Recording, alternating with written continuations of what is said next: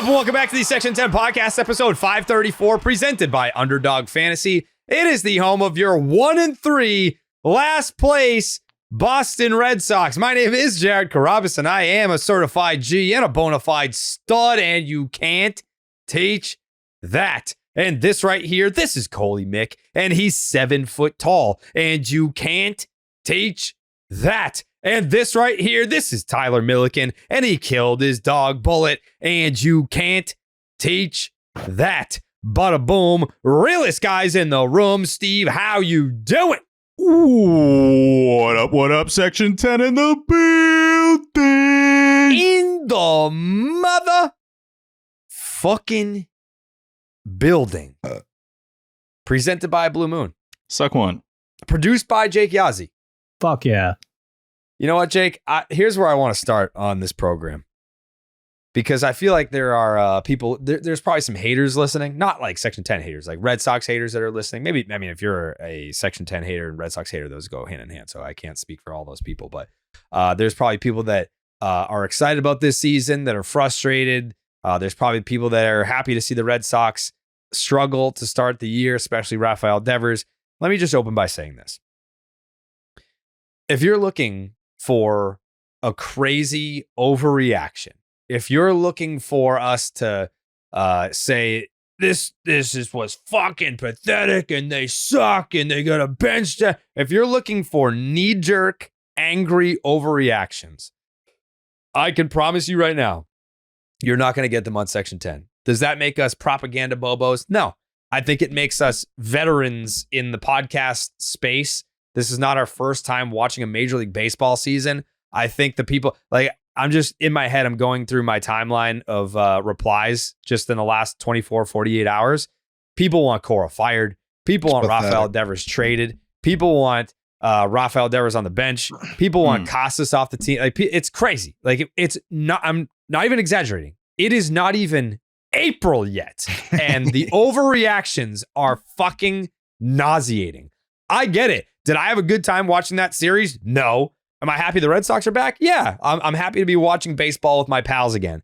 But no part of me enjoyed that series. But does that mean that we have to start making these drastic, idiotic, dumb fuck baseball moves? No.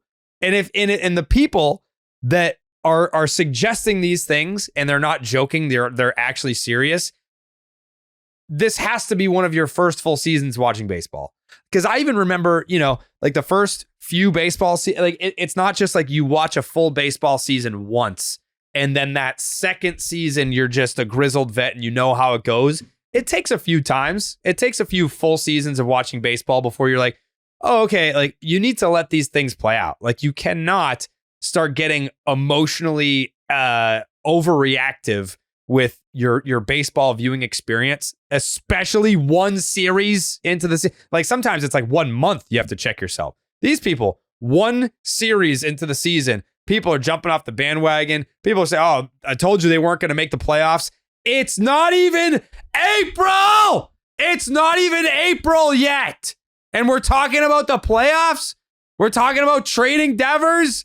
We're talking about firing the manager. Shut the fuck up. You shut the fuck up. Watch the baseball games. Sit down, watch the whole season. Let it play out. Holy shit. So I did bring back the notebook for 2025. I forget which series it was that I stopped doing the notes because I kind of just threw my hands up. I was like, it's not worth it anymore. And it wasn't. I was correct. I was right on it. Huh? Wouldn't it be in the notes where you stopped? Yeah, but I threw the notebook as like a ceremonial gesture before we started recording. I had the old notebook and I threw it on the ground and I was like, here it is. I held it up like Simba. Here is the 2020. Tyler? I remember. I think it was the Mets series when you actually stopped filling out the notebook. Okay. I mean, I'm too lazy to. It's right there. Like I could just. I was going to say. I thought you were going to say that you threw it out. You just threw it, so it's literally only a couple feet away. It's right there. It's like it's a gentle maybe toss. 3 feet. Yeah, I could. I bet you I could lean over from this seat and pick it up. Yeah, I chucked this thing 3 feet away. So you want me to get it? How am I supposed to find out? No, I like the. I would say you should get it. I think you should get it. Yeah, you should get it. Yeah. Coley said no. Eileen- Steve said Eileen, get Just it. see if T's Tyler? right. I think T might be right. Tyler. How about you ask Train to get it? That's misogynistic. Hey, wench, come in here and pick this shit up. Crawl in here. That's maybe There's the worst broken option of the glass. three. Get down on your fucking knees and pick this shit I'll up. take another one of Teamwork. those hot teas while you're at it. Train's in rough shape right now. She she slept wrong last night. Her neck's all fucked up. Like, I don't know. She had me rubbing CBD cream on her neck. She's a disaster. If you see her at the live show on Friday, just pray for her. She's Be gentle. yeah. No mosh pits, please. But How about she'll Ace? be there.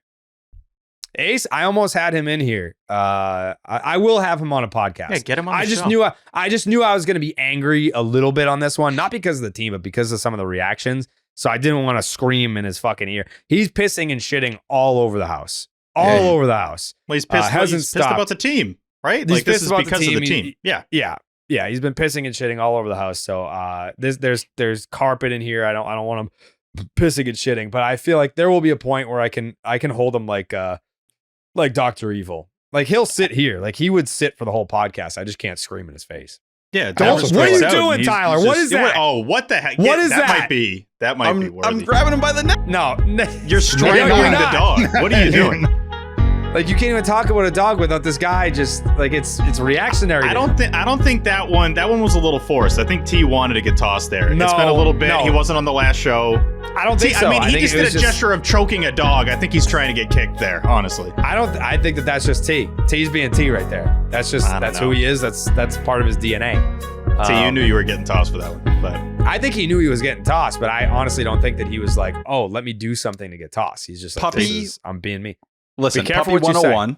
yeah, Puppy that's gonna be 101. When you Yeah. take the pup away from their parent, the mama pup picks them up by their neck. That's common like practice for them to carry Yeah, them but around. you went like With this, what? not like this. Mm. With with what? their mouth. I'm not going to bite the dog.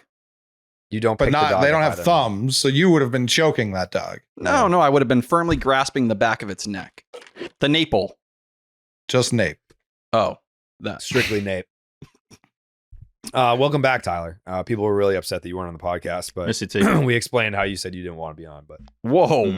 And we called you and you didn't answer, so I was asleep. that is I also called fair. that one. I nailed that one. yeah, See?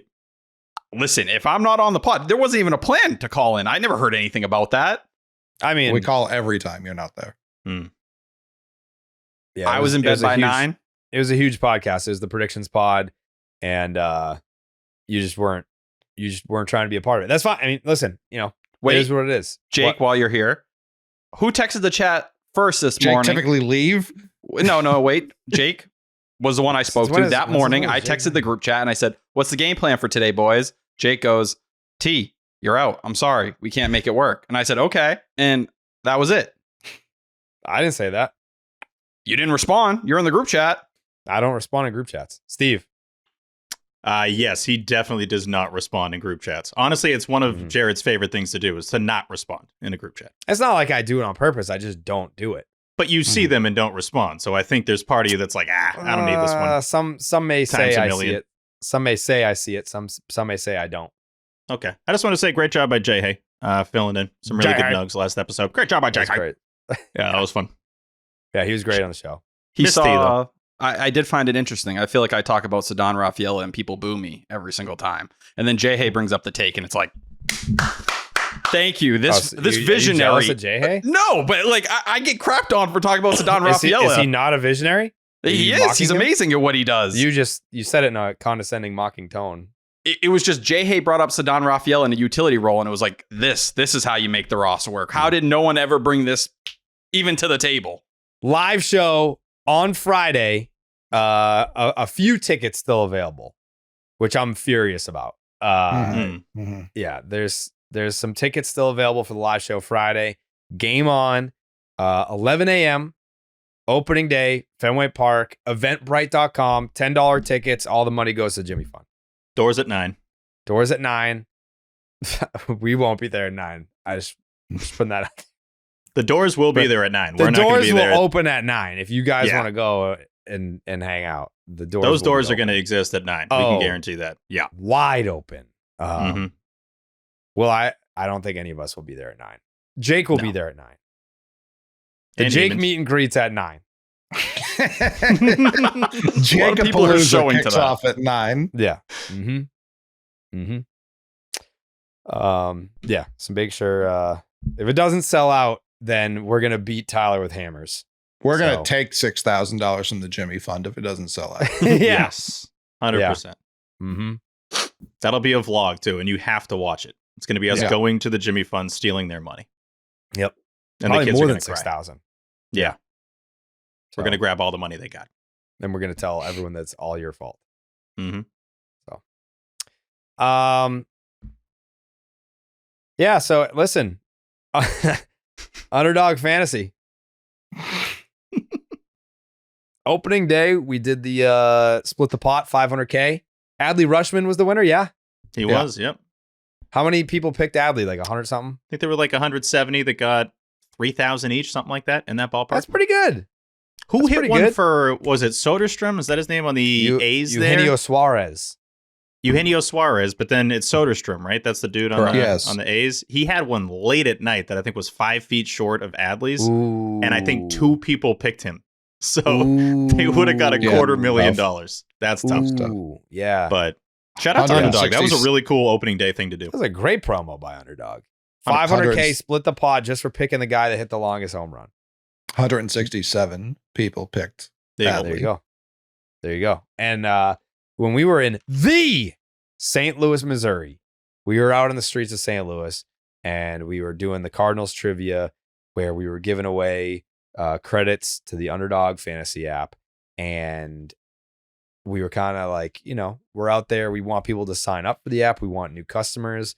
But the amount of people that we were like, hey, you got the 25 credits. They're like, I already got the app. Lot of Underdog love in St. Louis, which was tremendous to see. You couldn't get people to use a code. They've already used codes. Those codes have Yeah. won. I think every legal age resident of Missouri has an Underdog account. Yeah.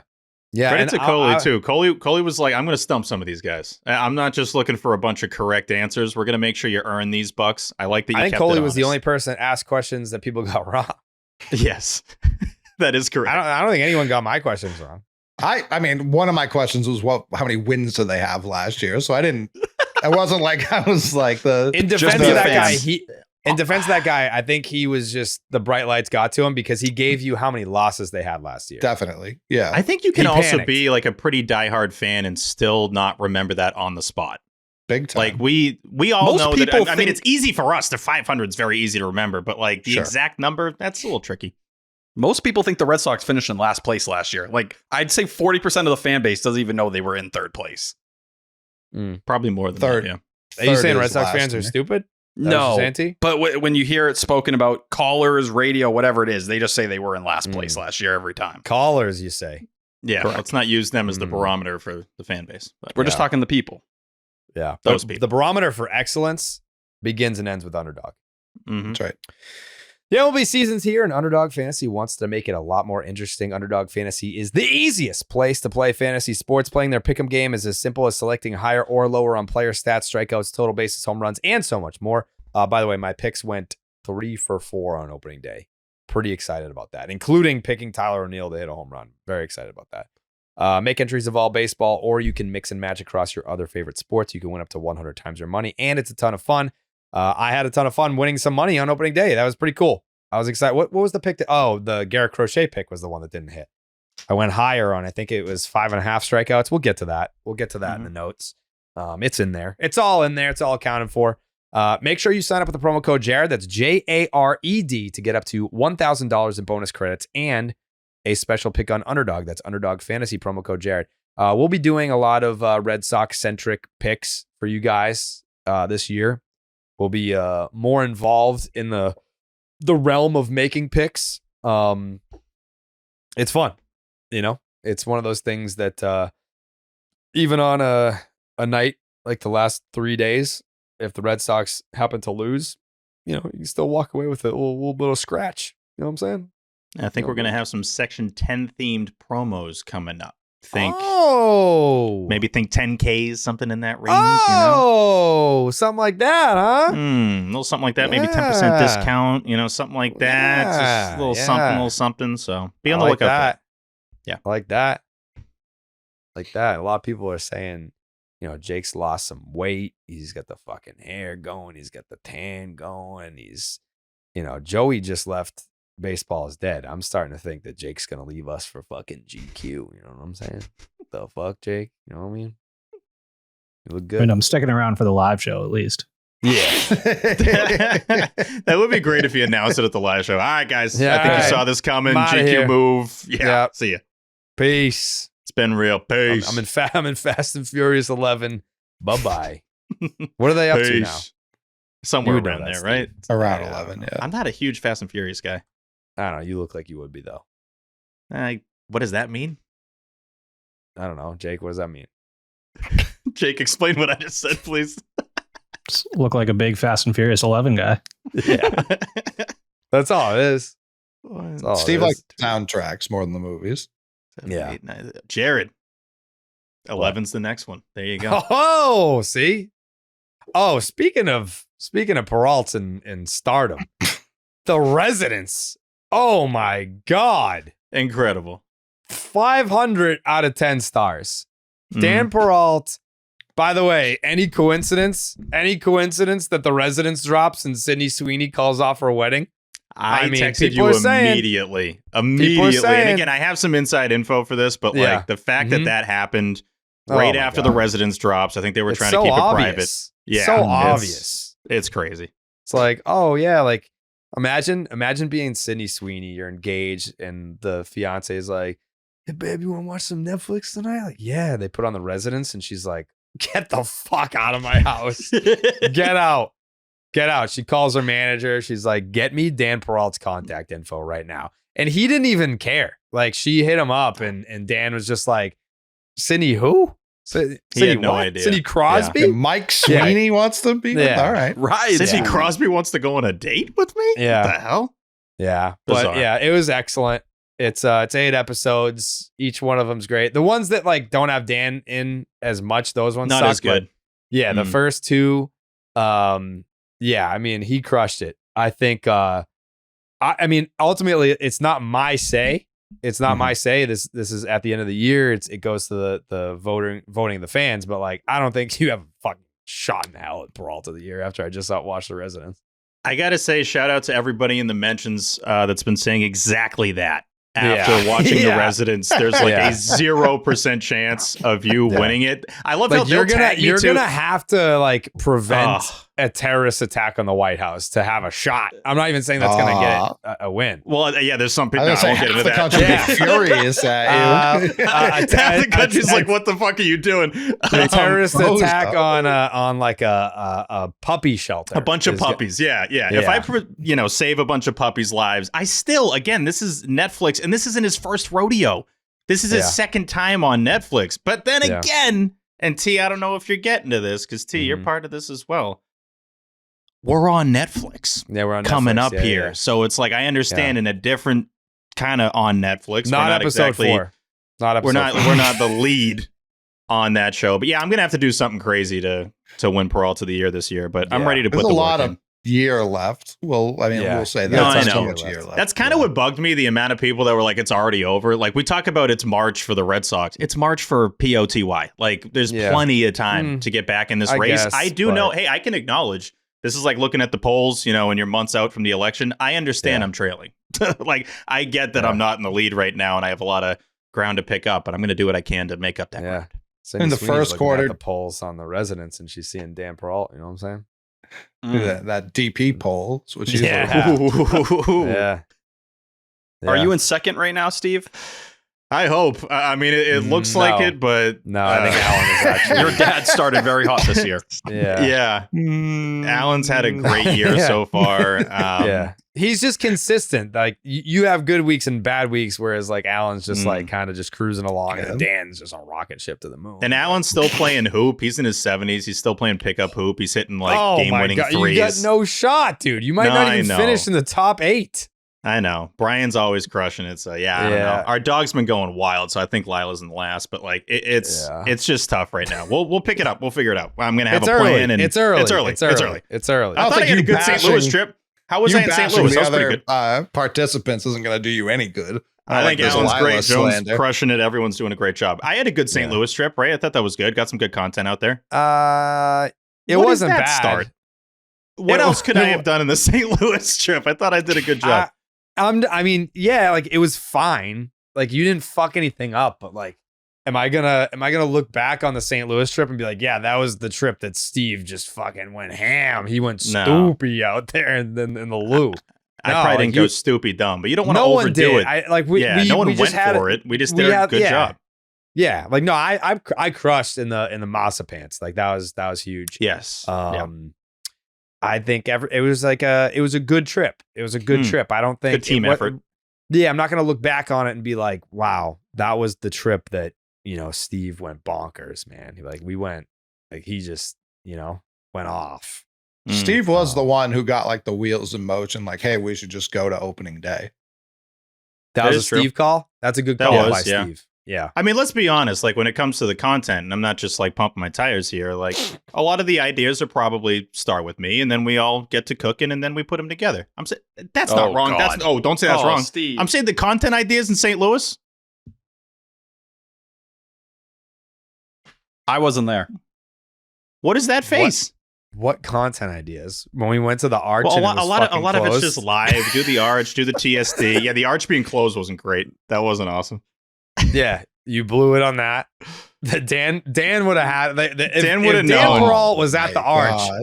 and it was sold out. They would have been like, "We're shutting it down so that Dan Peralt can have it to himself for the day." In my defense, like the fact that those sell out like that would have never seen that coming. I don't think any of it. T, would you have guessed that? They have these little pods that go up the arch and it sells out like a week. I don't even understand how you could close that out. Who's stopping me from touching the arch or climbing? No, going up in it. T. You go up in it. Certainly aren't climbing it. Like a slide? T thought they were just like scaling the side. No, of I saw the picture. I didn't see like some kind of transport bubble on it. It's inside. It's inside T. It's inside T. I thought it was flat. No, this is I understand what you're saying. Yeah, it no, looked I flat. get what he's saying. No, you're not. It's not a crazy idea, but It they doesn't do squeeze seem like little a pods in thing there. that has an inside. I'm still kind of stunned, and I'm not 100% convinced it does have an inside. There might just say sold out for everybody, and no one goes up that thing. it. Have you seen pics from the top? Katsio could have, fudged that, by the way. If that's our source, then who knows? That Campbell extension better happen now. He's deep in talks. Like, that gets you pretty fired up. Well, he asked him. He asked him to his face, and he was like, "Yeah, we're talking, but I leave it to my agents." But he must have got deep in talks from somebody else, not just that answer. Yeah. Anyways, you were Residence. fine. The Residence on Netflix right now. I think we're going to be interviewing the director of the Red Sox Netflix series. What is it called? Clubhouse? Yeah. We're going to interview. It's Greg Whiteley. We met him at Section 10 night. He's fucking awesome. Well, actually, I had met him before that, but he's outstanding. And I've watched the first 4. And it's awesome. I haven't even told you guys about this. I won't share. I'm not gonna ruin it for people. But there's I'll put it this way, very, very, very funny scene with Tristan Casas and Jaron Duran. Very funny. Like you're gonna watch that and be like, this seems like a sitcom. There's no way that this is real and that this happened, but it's real and it did happen. We watched the first episode. We were laughing our asses off. I mean, you already said we watched the first episode, so I don't know why we're doing this. Yeah, you that's a already good point. that. We watched it through like your window. I think like we peeked in or something like. Yeah, you you set up guys, a I mirror didn't system. I didn't let them watch it. They literally they drilled a hole in the wall next door and you did like a little peephole sesh. Yeah. So And that's how we got to see. But but fuck shit. Fuck. Yeah. Yeah, That it's was my not thoughts for on kids. episode 1. It's not for children. No. But yeah, we're gonna be interviewing Greg, and I think that's gonna come out the Sunday. Yeah, it'll be like that. It comes out on the 8th, which I believe is a Tuesday.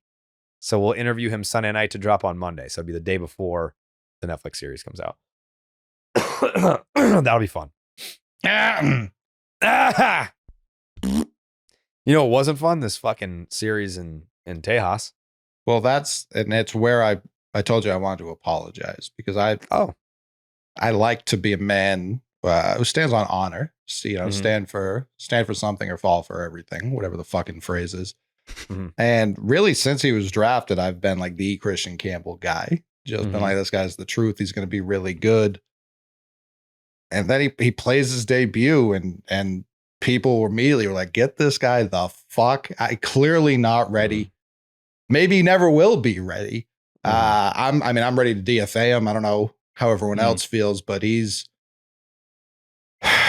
You could see it in his family's faces. They were like, "We know this isn't going to last. Like, we're miserable even watching this failure go up there and fail time after time. Uncomfortable, the word I think we're all thinking." Is how he looks out there. And it just, hand up. I won't try to attach myself to people long before they actually prove it.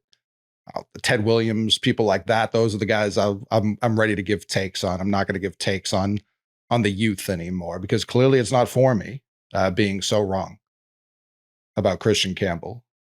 He sucks. I mean, it's, it's a type of thing where you don't have to look much past game one, right? We can probably just keep it at that. That's the example that we need for how his season's going to go. You mentioned it, Coley, but how the rest of his career and his life's going to go. His family was disappointed, and for good reason, because he gave them no reason to be excited, throughout that game one, and he looked uncomfortable and he looked like he didn't belong. And I think they're going to send him down probably after Baltimore. I don't think he gets the benefit of the home opener crowd, right? Because he'd probably just get booed. You want to prevent him from getting booed at that point. Some are saying Kristian Campbell was not great in this game either defensively, and I watched it again this morning. He looked scared. He looked nervous. So the first ground ball and the second, he just, they say all the time, get out of your own way, let your athleticism take over. He couldn't get out of his own way. At the end of the game, he was a little better. You want my honest opinion? Yes. And it was just, no. And it's a little more extreme. He didn't look ready for the big leagues. He didn't. Now, it was day one. He was clearly nervous. But if you're asking me, we have a show to do today. He did not look ready for the big leagues. I think they've gone a little fast with him. It might change. But I'm telling you, yesterday, he looked scared, and I think Cora knew it. And in his first two at-bats, he was defensive at the plate and had no control over the strike zone. I don't think you can emphasize this part enough. He was in A-ball a year ago at this time. A. By the end of the year, he had just gotten a AAA, and now he's in the big leagues. Now, who's that? This is the first I'm hearing of this. Yeah, I was listening to 98.5 the fucking Sports Hub, and Tony Maserati, who I love. On Wednesday, I'll be in the building for the baseball hour, 6 to 7 every Wednesday. And that was also the voice of James Stewart, one of my best friends in this world. And I think they did not believe in Kristian Campbell after one game. And what's he hitting right now? You got the numbers, T? Right now, Kristian Campbell. Boom. He has a 1286 OPS, but it's not a 1500 OPS. What's Aaron Judge's? It's got to be way better than that. Yeah. 3,000. What's Aaron Judge's OPS? It's got to be like 18 something. It's probably in like the 2000s, actually. Yeah, probably in the twos. Yeah. He has a home run. Aaron Judge, 2461. Yeah, so he's not even fucking close. Yeah. Aaron Judge has a 2461 OPS. If you doubled Kristian Campbell's OPS, now you're talking Aaron Judge. Right. But he ain't Aaron Judge. And he ain't gonna be. Nope. So I think about sending him down. Teach him a lesson. How low? Like FCL? Never was in the DSL before, but go try it out. Get ready to learn Dominicana, Poppy. Yeah, get fucked, buddy. I think the obvious part of this, and Tony said it, like Cora knows too. Like Cora, They batted him sixth. He hit sixth on opening day. He No, hit they- eighth. He hit they sixth. panned over to Cora during the game, and it's like Yeah. we have made a massive mistake Yeah, I can't by calling this believe guy up. we did this. I cannot believe we've broken him. Oh. And then look at Yeah. Marcelo and Roman in AAA, right? They're telling you made the wrong decision and Right. that you're stupid. They're showing you Yeah. with their performance. So Mhm. Abraham Toro, let alone the other Exactly. ones. You had Mhm. a litany of options over fuckface McAsshole that they've got trotting out every. You see him drop, like they even tried him in left. They're like, maybe if we move him farther away from the ball. And then he drops Yeah. it. He drops routine it. fly, That's true. routine ball. That's sucks. Camped under it, hits him in the forehead. That's the only thing he has in common with Aaron Judge is dropping routine fly balls out Right. there. Right. Yeah. And at least he Both of owned them up to it, hitless but in it's like October. if you're owning up to sucking, you still suck. Yeah. Like I don't need you being like, oh, I sucked. It's like, no, be better. Yeah. And this has been again, like I didn't watch the other games, but game one, he was Right. awful. And like Awful. I think that's all we need to see. Yeah. Yeah. That first game, his first big league hit. I mean, that thing, the scorers are Charity going to hit. end up taking Trash. Yeah. His Yeah. parents didn't even think it was a hit, and I agree with him. No. It They didn't even sucked. smile. Yeah. Yeah. How could you? They've known him longer than anyone. They haven't smiled ever, knowing that asshole. Yeah. Well, at least we're on the same page. We're all on the Oh, same yeah. page. Big time. T, you agree, right? We got to get rid of this guy, or at least 100%. demote him immediately. Yeah. Yeah. Listen, all that extension talk right now, it feels almost like charity, if anything. I don't think it's about keeping Yeah. him in the big leagues. I think this is just Yeah. a way to, help him work through kind of ruining his entire life in one game that quickly. What they should do is extend him a job at McDonald's. Yeah, this guy, baseball. Yeah. Jeez. Jeez. I mean, it makes me think differently about Roman now, too. It's like, well, if this was Yeah. the number 2 guy, even if the number 1 guy is better, that's still not a playable player. Yeah. Maybe Maz is right. He is a fat ass. He is kind of Yeah. slow and lumbering, isn't he? Mhm. Well, Yeah, does what the kind big of three habit- all suck? They might all blow. That's the Yeah. thing. Like, if this is what they look like, if he's the representation of the big three, Yeah. I'll tell you right now, this guy sucks and blows. And Big that's three. all he did out there in game one. more big like three, the my big ass. PU because they stink. Yeah, big PU stinky from these guys. Yeah. Whew. God Yikes. damn. Yeah. Well, that'll show them. He's got the Orioles series, but if it doesn't go right here, I mean, you got to send He it shouldn't even down. get that. He No, I shouldn't know, even but get that. like they'll give him that though. What was Yeah. the stat they showed today, T? Most hits through 4 games since like Bobby Doerr. If it's why hasn't anyone done it since? If it's a good thing, you're telling me no one's even tried this since? Right. Okay, sure. So stupid. Well, that's the type of opening series that gets Heim fired from the Cardinals. They're just like, this is your guy? That's what you did over there? All right. See ya. Thanks for nothing. But It's tough. shit, what are you gonna do? What are you gonna do?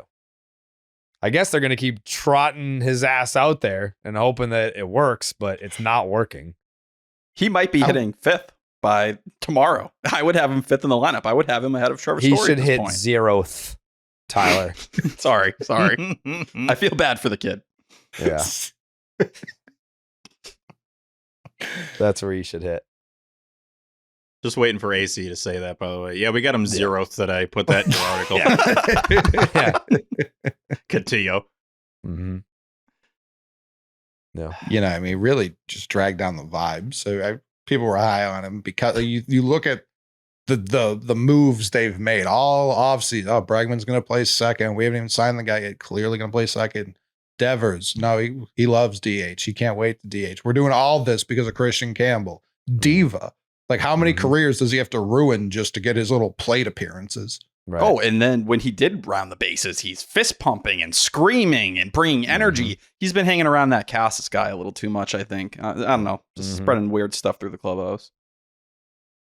I'd say act like you've been there before, but he hasn't because he sucks. Like Yeah. if he had been there before, then he'd be a good player. But they're giving him a chance and he's blowing it. Speaking about hanging out with Casas, because Jake didn't watch episode 1 with us. Jake, if you were to guess who pals around the most with Tristan Casas, who would you guess? Because you're not. It's the most random pair. Like you wouldn't like this would not be your first guess that these guys are like do everything together, pals. I mean, based on what we've just been talking about, I feel like it's that fuckface Kristian Campbell. Well, you have to understand that this is the doc from last year, so Campbell would have been an A ball where he belongs. So someone, Tyler. Oh yeah, you haven't seen it either. Yeah, is it pitcher or position player? Can we get a hint? I think it gives it away. Yeah, kind of. It narrows it down. I'm gonna go with Zach Kelly. No, good guess though. Thank It you. is kind of that random, Close. but not that close. No. I don't even remember who it is. There's just a line he says that I remember vividly and that people are not going to love. Jake? Let's go Rob Refsnyder. No. Colder. Yeah, you're cold. You don't remember? They were like sitting together at the team dinner. Sharing Then they pancakes. then they went to like breakfast. the Oh, next yeah, I morning. did. Yeah, this was probably Yeah. the most surprising part of the entire episode. Of Yeah, who he's like besties with. And then Yeah. this guy's also like not even getting any time to talk. The guy that he was with, he's just on and Yeah. on and on. He's like, yeah, let's just have the Tristan's pancakes, just, man. Just Like, sharing his world views, and the other guy's like, "Can I get some fucking Yeah, can you syrup over here?" pass the syrup, please. Like, Yeah. I don't know what you're talking about. Mhm. I think it's why it works because Casas does Yeah. all the yapping. Right, It's like Jared and Jake. Jake does all the yapping. Jared does all the soaking it in. right. You'll get It's this, Cutter Dave. Crawford. Yeah, Yeah, it's it's Cutter Crawford. Yeah, You'll definitely get it now. It's Cutter Crawford. yeah. He's like, I got Hauk. Yeah. Bayo, It's not like I don't know. it's not like the oddest pairing, but it's not who I would have guessed is like It's pretty his odd. closest pal on the team. I guess. You just don't really Anytime- see like pitchers and position players like buddy like that. Right. That alone makes it odd. And then when you factor in the two who it is, I think that's what makes it odder. Yeah, Their time in the minors overlapped a lot together too through the levels. that could be it. I'm sure it Yeah, plays a that- part. yeah. Sure The plays way a that role. scene went, I don't know how much we're talking about it, but the way that went, and again, I'm guessing because we haven't seen the episode, Mhm. this is the most random call out ever, but anyone listening that watched Laguna Beach, Tristan Casas' talent, like 100%. And that I scene don't know reminds me of a Laguna what you're Beach talking scene. about. Yeah. People will know what I'm talking about. There's people that will know. He Mm. looks like him. He Jake, acts like him. Jake, you watch Laguna Beach? Never heard of it. No. Way before Jake and T's time. Way before. I saw it. See? Coley, you saw Laguna Beach, Tyler? No. Oh, okay. See? Coley, you know what I'm talking about, right? I've never even heard about it. I drove heard of- Train's daughter to her friend's house tonight, and I made a Dr. Evil reference, and she was like, "Who's that?" And I was like, "Austin Powers." She's like, "Who's that?" Like this generation now, they don't even like. That's bad. We're old now. Like the stuff that we grew up. Like have Tyler, been. do you know who Austin Powers is? Nope. Oh, you that's don't even know terrible. who that is. I've heard like people reference him, but I don't know what movie he's from or Austin what that Powers. relates to. Oh, You could give me That- 100 guesses, couldn't tell you the movie. that's not Back to the Future? No, a little different. Come on. I'm being honest and Back to vulnerable the right now. Future. Austin Powers. I don't watch You know who these Dr. films. Evil is? I No. don't think that's a crazy question. What? That's tough. That Austin Powers was in Back to the Future? Isn't one of the Austin Powers time traveling? Yeah. Yeah, there is what one, it, yeah. Gold Yeah, that's why member. I'm crazy. Not that T knew that, but I don't know if that's that insane. I've I only can't- heard yeah, it. I can't believe it. Yeah, I've only heard it mentioned in like rap songs. Austin Powers shows up in a lot of rap songs. I don't blame these guys. I don't blame T and Jake for not knowing stuff that we grew up with. I mean, there's a noticeable gap there, but I there's also guess, people but, listening like- that'll be like, you guys calling yourself old is wild. So we're kind of in What that. year did like Billy Madison come out? Like it was like early like there's like I don't know. There's like we weren't alive when The Godfather came out, but like we've Sure, all but you're seen using the top.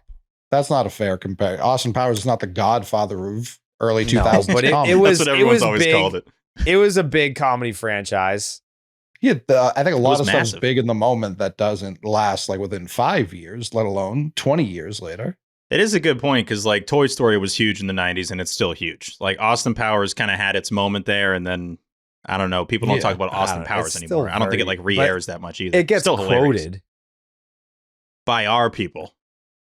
Our I don't know if it gets quoted a bunch like by everybody, but you know, to infinity and beyond. Like, come on now. But there were also sequels that like went into their generation. Like Jake, Tyler, have you seen like, it? Toy Story? No. Austin Powers. I've never seen it, but I've heard of the franchise. Yeah, but also like there were Toy Stories that came out while T was probably a kid, right? It is. I've no, it is true. seen. They Yeah, had I've seen 4, everything right? through 3. I cried in the movie theater during that one. That's fair. I mean, Nah, yeah, it's you a probably wild did too. ending. Yeah. It's Horrible. Have you Absurd seen ending. Have you seen the video they do where they like just cut it off at that scene and then like someone shows their parents that and they just cut it off when they go down? They're like, "That's it," and they roll the credits I and it's haven't like seen a it, Toy don't Story ruin it. song and very sad. I You haven't seen it, Toy don't Story ruin it. 3? No. I thought All right. for sure they were gonna do it to him. I was freaking out in the theater. Don't I was ruin like, "There's no fucking way." This does not Don't ruin ruin it for me. anything, but just All right, look don't it ruin it up. for me. It's very funny. Toy Story Guys, 3 don't ruin it- alternate don't ending. ruin it for me. Hilarious. Yeah, fuck Don't that watch bear. Fuck him. Don't Lotso.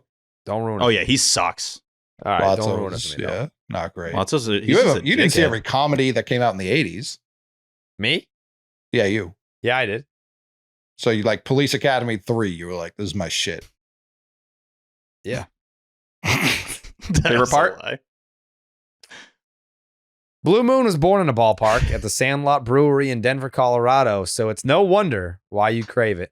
Its bold flavor, bright explosion of color, and iconic orange slice ritual guarantees a one-of-a-kind beer experience year-round. And for the moments that you want a lighter option of your favorite beer, reach for Blue Moon Light. It's a refreshing wheat beer brewed with real tangerine peel for a lighter, exceptional taste at only 95 calories, T. It's pretty good. Yeah, shout out to Auntie Kathy. She loved Blue Moon Light, right? She'll be in the dirt soon. Oh my God. Well, how is she still up? Wait. She's still. Ground was frozen. The ground's frozen. Come Oh, on. yeah. Okay. Is it that frozen? March 30th? Oh yeah. I guess. It's been about a month It down or 6 down weeks. deep. It gets Wait, hard. can I ask a question real quick? Where is she? Where is she now? They keep her at the morgue. Yeah. Oh, okay. Yeah, they're prepared for this. Great job, Yeah. by the way. I would love, if anyone can get me into the morgue business, I'd be so into considering it. Why? It just seems chill. Like nothing too crazy. Like see you're what just, you did there? wow, that's mean. But like, I mean, you said it. funeral people are like so nice and they dress very well and they have like these nice little like businesses that look like houses. I'm all for it. Mhm. It's kind You're of around dead people all the time, T. I don't know about Yeah. that. Sad people all the time. Yeah. Dead people don't I want to have any be feelings. around Blue Moon Light all the time. Yeah, same. Inspired by the beer you already love and available year-round, a wheat beer from Blue Moon with exceptional taste at only 95 calories. Brightly brewed with real tangerine peel, it tastes light and refreshing. Nothing compares to the great taste of a Blue Moon Light. Blue Moon made brighter. Get Blue Moon Light delivered by visiting get.bluemoonbeer.com/Jared for delivery options. That is get.bluemoonbeer.com/Jared. Blue Moon made brighter. Celebrate responsibly. Blue Moon Brewing Company, Golden, Colorado. Suck one. Yeah, suck one, dude. Is it time to take a Coley? Cool. For someone Coley. who's been slandered a lot for Who? his beverage of choice, the second I found a Blue Moon in St. Louis, because they were not easy to come by. Obviously, the stadium's named after a competitor. Like they are not Mhm. letting a lot of other brews in the city limits. It's like trying to find a Yeah. Pepsi in Atlanta. The second I found one, what did I purchase instantaneously? A Blue Moon. So fast. Me and Jake Yeah. got them the fastest we possibly could upon landing Where'd you get them? at the stadium. That was the first place we saw him. We tried to get him Oh, at the really? pitch. They didn't carry him. Yeah, that was crazy. Crazy. Shout out to KD. Shout out to KD, Mhm. by the way. KD She was great. fantastic. Yeah. Just needed some Yeah, moons. she was but great. everything else was Yeah. great. They were awesome. Yeah. Yeah, shout out to KD. Should we go into the notebook? Let's do it. See. for the first time in 2025. New notebook. I took your advice, everyone. You said, don't do the same notebook. Don't do that. Tyler? I don't want you to show us the notes, but can I see an empty page so I know what it looks like when you're writing in it? Sure. Thank you. I'm a visual learner. You just want to Nice. see what an empty note page looks like? What's that? All notebooks look a little different. They have different Yeah. kind of styling and There colors. you go, I don't know. Stoopy. When Jared's All right. filling this thing out, I want to see what he's seeing. Oh. Handwriting still Some rough. stars. It usually doesn't improve in your 30s.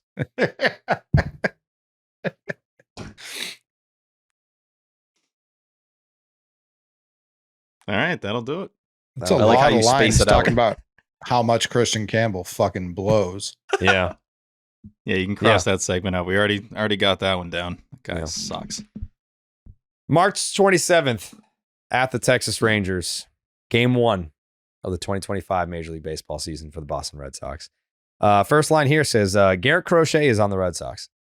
Just one of those things where, every year, maybe not even every year, especially not in Boston, there's a certain guy, new guy on the team, and you're like, man, this is cool. Like when Justin Turner, I know it wasn't like a huge deal, but like when Justin Turner was on the Red Sox, I was like, oh, this is cool. Justin Turner's on the Red Sox. That's pretty cool.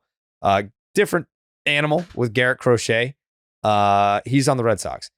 Second line says, Raffy the DH, not off to a hot start. Strikeout. Nailed it. So this is his first at bat of the season. Raffy the DH, not off to a hot start. Third line here says Alex Bregman is on the Red Sox. See, another guy where it's just like, Mhm. okay, first AB with the Sox. Bregman in a Sox uni. This is cool. I'm digging it. Crochet, first Red Sox strikeout is on the cutter in the first inning. Next line says, I'm into the high Sox for Casas. I don't know how Steve was not. We were at the I'm pitch. out He on was it, like, yeah. he's like, he should pull his pants down. You said pull his all his Yeah, pants I down. said show penis. I think it was. No, it just a lot of times with the high Sox, it's a feel thing. It's a visual of like, do you look like a high Sox guy? I remember Millar did it, and I was like, I think he is a high Sox guy. I don't think Tristan Casas is. It doesn't really look right, and I'm not even seeing it from the perspective of like, oh, he's doing something I don't like. Because yeah, do the fingernails, do all that other stuff. I just don't think he's a high Sox guy. Not that he gives a damn. If anything, based off that first episode, he would love to hear that and keep doing it. So yeah, don't think it looked right on him. He's going to be all doing right, it let's on go and down off the line this year. here. Huh? Is that what he said? He's going to wear long pants for home games, and it'll be high socks for short games. Or wait, For short games? Excuse me. Away games will be high socks. Home games will be pants He's going to do down. short pants for long games and short boxes for home games. That was close. Doug That's what Mankiewicz he used to said. do the high socks, right? Yeah, he won a That's gold what I glove thought though. of. Casas' defense, say what you will, the bat looks rough right now. The defense has been good. It's been fine. He's been picking it. Yeah, Been solid, yeah. it's been The fine. bat looks Saved rough Bregman today. for everyone. Yeah. Coley, yes or no on Casas high socks? I'm fine. I would like it to be like every once in a while the Celtics will break out like a whole team headband game. I would like that to be more like let's mess with the vibes. Whole team's going high socks today. Like that's what I would like to see. Jake, yes or no high socks for Casas? I'm good with it. I wish there was a little more unison, like Coley was saying, but Yeah. as long as he hits dingers, I'm cool with it. Next line here says tough first at bat for Campbell. Strikeout. This was the one where the pitch was under his armpit and he swung and missed. And it actually was a tough first AB for Kristian Campbell. That's not even trolling. It was an ugly swing, but it's fine. It's fine. Command not superb for Crochet. 5 innings, 5 hits, 2 earned, 2 walks, 4 strikeouts, got the no decision. Next line here says Kevin Pillar, ? 1-0 Rangers in the second. Faked his Once you retirement. mock it. Next line here says Kyle Higashioka, ? 2-1 Rangers in the fourth. Willier is skinny and he don't give a fuck. Home run, 2-2 in the fifth. Number 44 looks okay.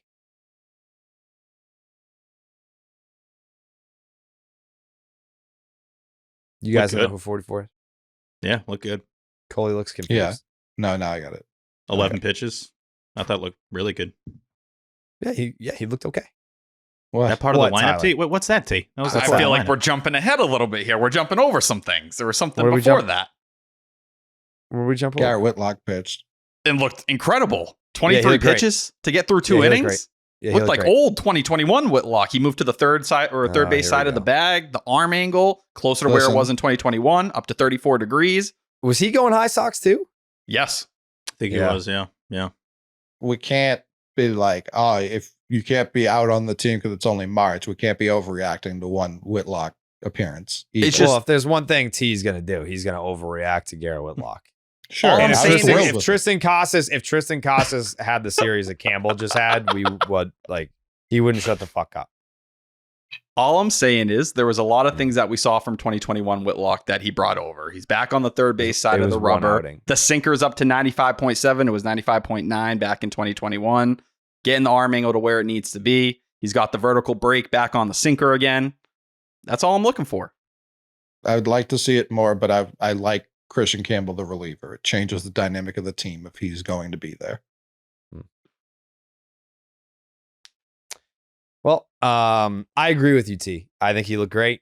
I'm happy it was a multiple inning outing. It was efficient, looked healthy. They were very excited about it. The Red Sox social media content team has been doing a great job giving the behind the scenes stuff. It didn't just end with the Kristian Campbell video of being told he's going to the big leagues. Like they kind of continued it with the Willier stuff, the Garrett Whitlock stuff. It's been cool. Great job. Bravo to the Red Sox social team. He was Campbell's pitching MVP. I saw that. I did see that. Next line here says first big league knock for Kristian Campbell. This was in the 9th inning. It's got a big star next to it. This set the stage for Willier. Actually, let me see if I can find that call. Oh, great call. Yeah. always. Shout out to Will Middlebrooks, who he knew the pitch.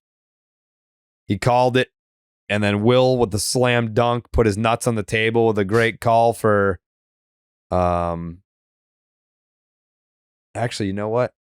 You can Yeah. tell our guy Will Fleming wants to swear so bad, and it would fit so well with his calls. It would just be surprised when he perfect. doesn't. Yeah. I mean, right, you here- just can't, but it here would it be is. awesome. Here it is. 1-0. One of these sliders hangs over the plate. William Abreu hits the right-handed sliders just about as good as anyone. That hangs over the lower portion of the plate. He can lift that thing out of here. He's already gone deep once today. 1-0 to Abreu. Story at third, Hamilton at first. Here's the pitch. Willier drives one high and deep into right field, at the track, at the wall. Gone! He got the slider. He launched a 3-run homer, his second of the day, and it is 5-2 Red Sox. William Abreu, take a bow, buddy. My goodness. Put the team on your back. I told you, get this man a slider over the plate, and he's going to hit it a long ways. And that was a missile on a line. What a swing in a huge spot. Yeah. Great call by Middlebrooks. You should get one swear. You should get one swear a game, and then you just kind of save it, see where you want to use it. Because if Will got one there, it's fucking gone. See Like you that would the have been. fuck later. I mean, nothing tops Actually- when you used to do the edits of the Dave O'Brien home runs and Yeah. put swears in them, but they should be able to do that. It's like, whatever. There's no rules for swearing Steve. anymore. You can do it on ESPN. What's We up? have that version. You want to swear on a fucking William Abreu home run, buddy? I got one for you. 1-0 is the count here. Pitch. Rips it. Right field. High and deep. This is carrying. That's going to get out. William Abreu, a 3-run bomb. His second home run of the game. The Sox take a 5-2 lead. Oh, my goodness. Let's go, boys. William Abreu making a statement on opening day. You will not be moving me off of this fucking team. You want to pry me away from this fucking ball team, man. What a player. 5-2 ball game in the top of the 9th. That's my favorite part where he goes 5-2. I love. We were Shout watching out that to before Hogdale. taking the flight back. I don't know what it is about. It's carrying. Like that ball's got a chance. It's gone. 1-0 is the count here. Pitch. Rips it. Right field. High and deep. This is carrying. That's gonna get out. I don't know what it is about this is carrying, which just kills me. Shout out Hogdale. He's Shout out incredible. Hogdale. Give Hogdale a follow on Twitter. It's HOGDALE_ on Twitter. And he's out there on the Twitch stream. He's calling these games. I'm pretty sure every night. Buck 62. He does all of them, right? Yeah. He's out there calling it, and it's fucking amazing. I love Hogdale. Buy your Hogdale stock right now before he goes to the moon.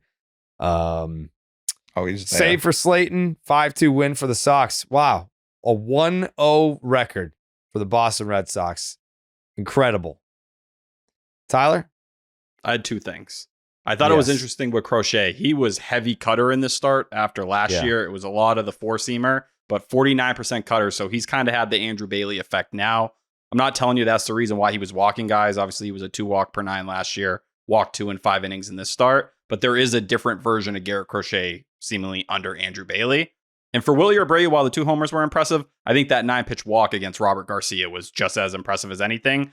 He deserves so much more respect and credit than I think this fan base has given him at times. For a guy who had a 114 OPS plus last year and won a Gold Glove in right field at Fenway Park, I hope damn well Wilyer Abreu shows he deserves to be part of this franchise moving forward, because he's more deserving than certain other outfielders, young ones on this team in terms of playing time. Whoa.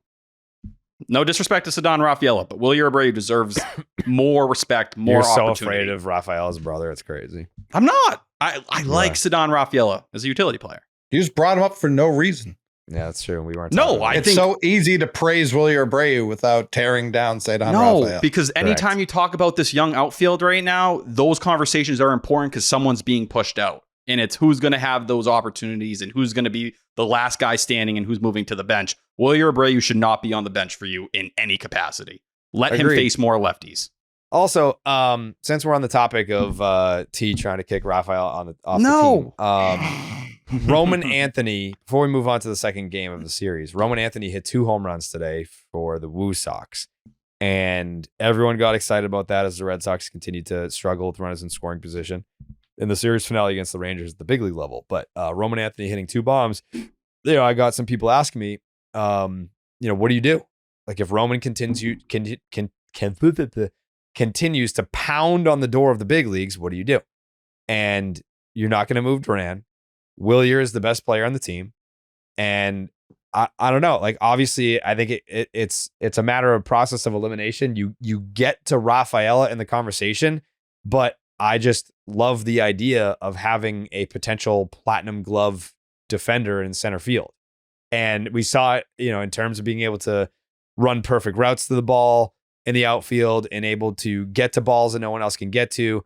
And then he fucking hosed, not to jump ahead, but he, hosing out a runner at third base. That was a pivotal moment in that game as well. We'll get to that.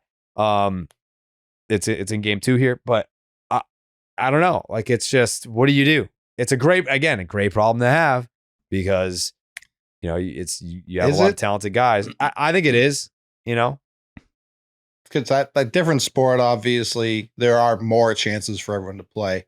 I remember when the Celtics had too many players during the second year of the Kyrie era. And it was viewed as this really great thing coming into the year. And then like 7 games in, it was like, this is awful. Too many people want to play.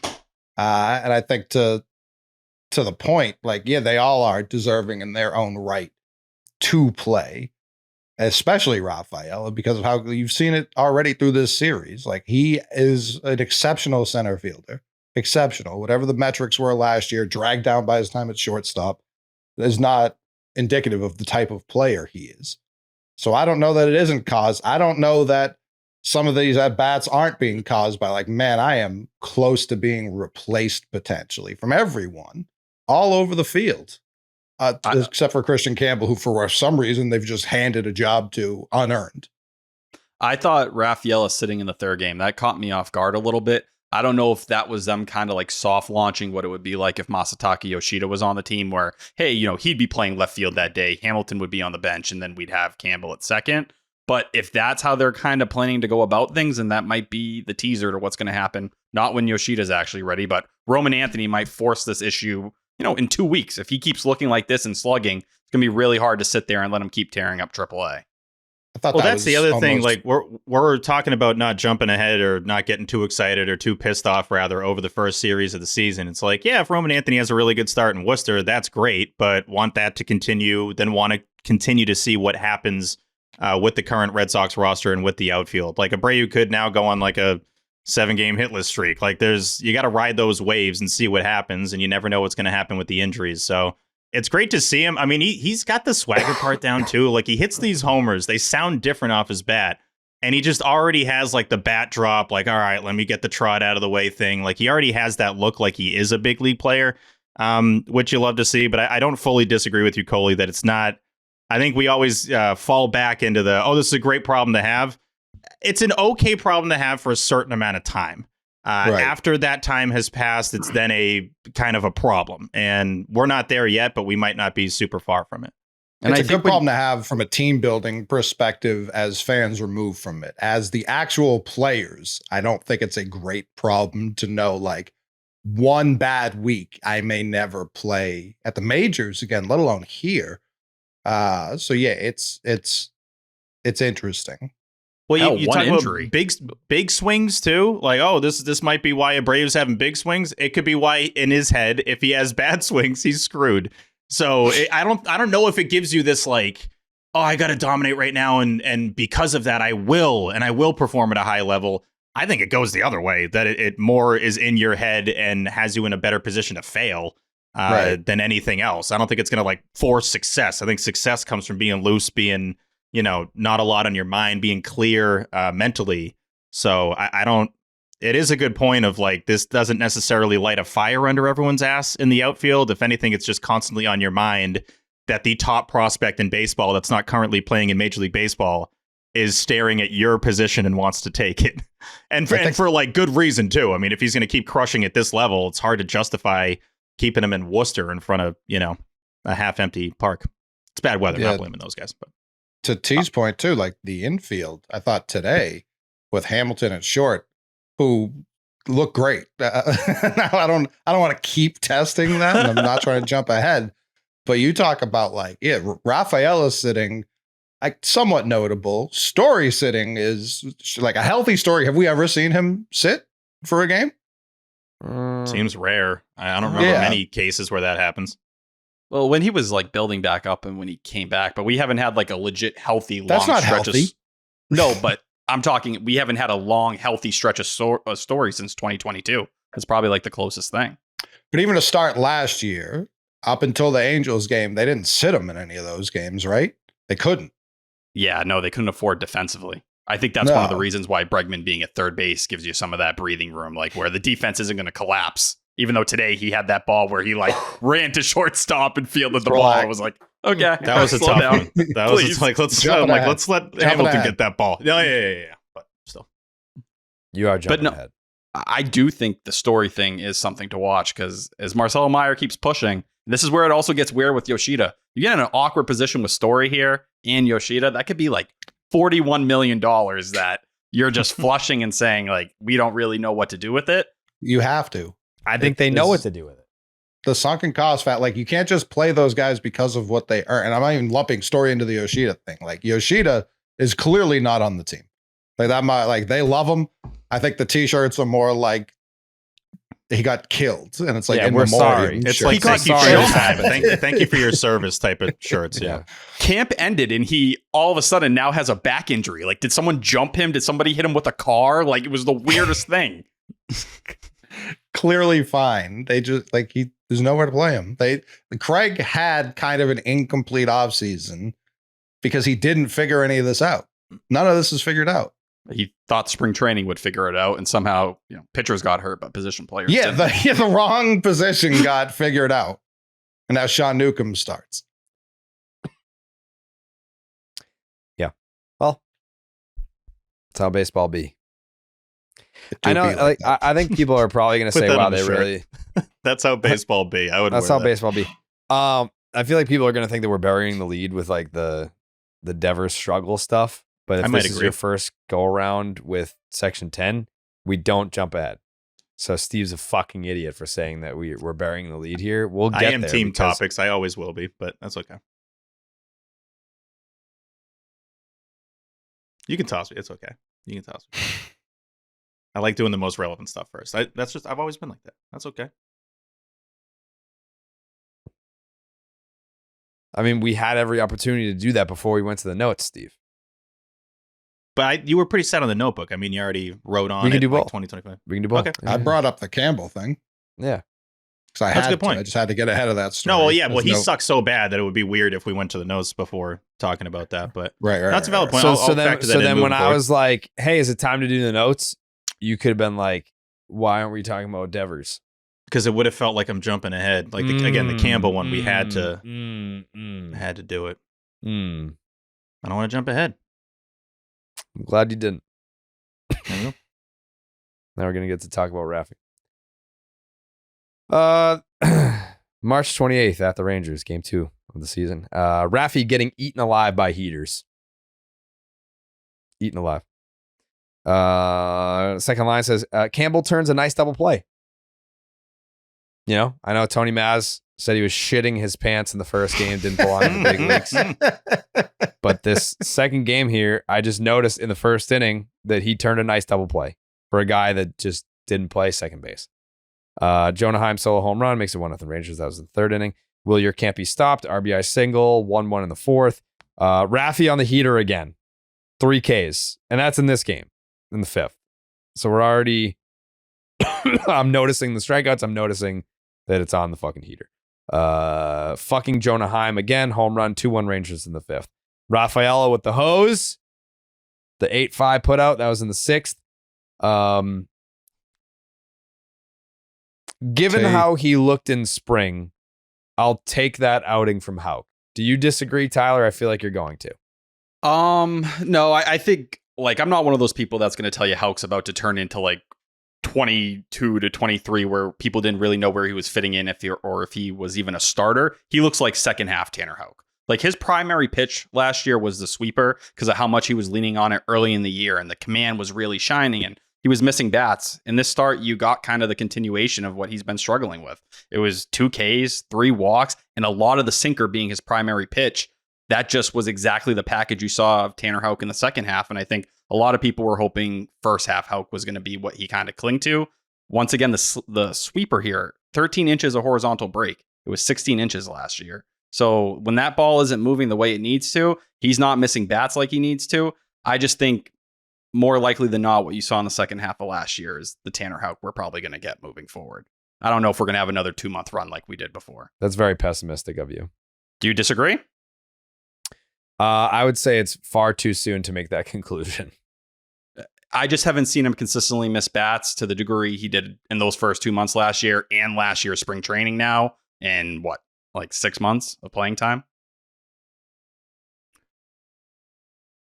Steve? It was frustrating. It was a very frustrating outing. I mean, I don't fully disagree with you that you'll kind of take it. I probably wouldn't have had him come out for the 6th inning. It felt like he was, Cora was kind of playing with house money at that point where it's like, I don't know, this is a little bit risky. A lot of 2-strike counts could not put guys away. A lot of 1-2 counts and then becoming full and then either a hit, a walk. It was just a hard watch, honestly. It wasn't a fun one to view on that would have been a Friday night, spending that with the Boston Red Sox. And, Weissert comes in there, gives up, was it 1 or 2, T? He gave up 1? Okay. 1 inherited.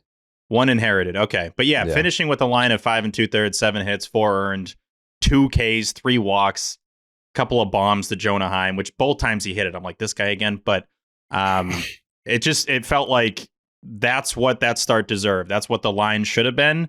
And I think Cora was kind of rolling the dice a little bit too much, keeping him in there. I also care a lot about like the mentals for these guys and like getting that first one under your belt. Okay, 5 innings, 2 earned. Like I can live with that. And then we can move on and build off of that. But not a great start by any means.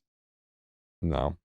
Yeah. I mean, what I mean as in like I'll take it, is he was fucking horrendous. He's coming off a spring 10 training. earned start to close out spring. Yeah. So it's that's what I enough. mean. It's like, 5 2/3, 7 hits, 4 earned. He walked 3. I hate a line where there's more walks than strikeouts, and that's what you got from Houck in this one. 3 walks, 2 strikeouts, 2 bombs, and he got the loss. It was a winnable game if the offense wasn't playing like assholes. I think that's what you're saying. Like, you'll take that. They were technically still in it. It's just put it this way. If it's 5 2/3, 7 hits, 4 earned, 1 walk, 7 strikeouts, you're like, all right, yeah. But it's like, does it really matter how you get the outs? Like, 4 earned is 4 earned. And if he got the outs on the ground, or if he got strikeouts, like, it is what it is. Like, he pitched into the 6th, and he allowed 4 earned runs, one of which was inherited. And Raphael bailed him out as well. And the Rangers were ready to challenge it. And for whatever reason, Bruce Bochy can't figure out the challenge system. Ever since he got the delay of game on the challenge, he was just like this so quickly. And they were like, you had plenty of time. And you would have been right if you would challenge. It's like he's not going to get one of those, I think, the rest of his life. I don't think he'll ever get that again. I was convinced he didn't know that like they had a timer because he just had his hand up. No, we're going to keep waiting. It's like, dude, no, you literally can't keep waiting. You have to tell us. 9 more looks at this. I still think he was out. It was hard to tell. I don't know if they would have overturned it, but that was tough. Even if Houck gets 2 earned, and I know everything's situational and it's, different pitchers come in different situations and all that stuff. It's not like the game would have gone exactly the same. They still lose. They scored 1 run. So it's like, I can't get too much or too down on Tanner for that start when the bats absolutely sucked in that game and for most of the series. If you just go back to last year, his first 12 starts, he had an 8.7 K per 9. The last 18, it was a 7.1. This is in line, along with his spring training, of the inability to miss bats like he was at that point. Same for the command. It was a 1.7 walk per 9 in those first 12 last year.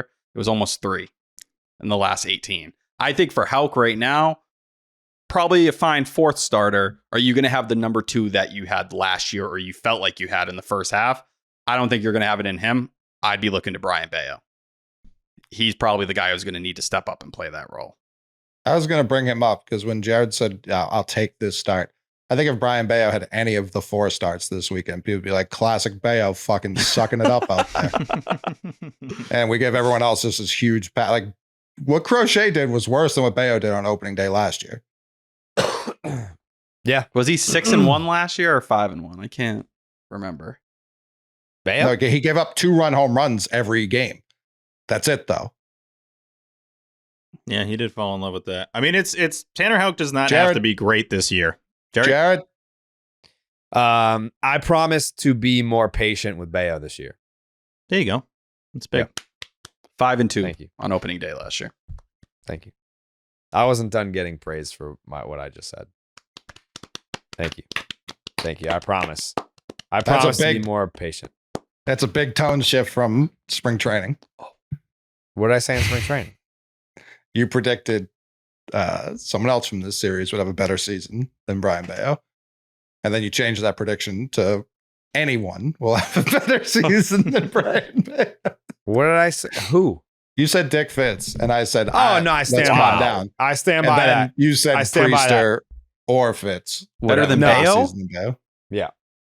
This team's coming in dead like White Sox territory, if that's the case.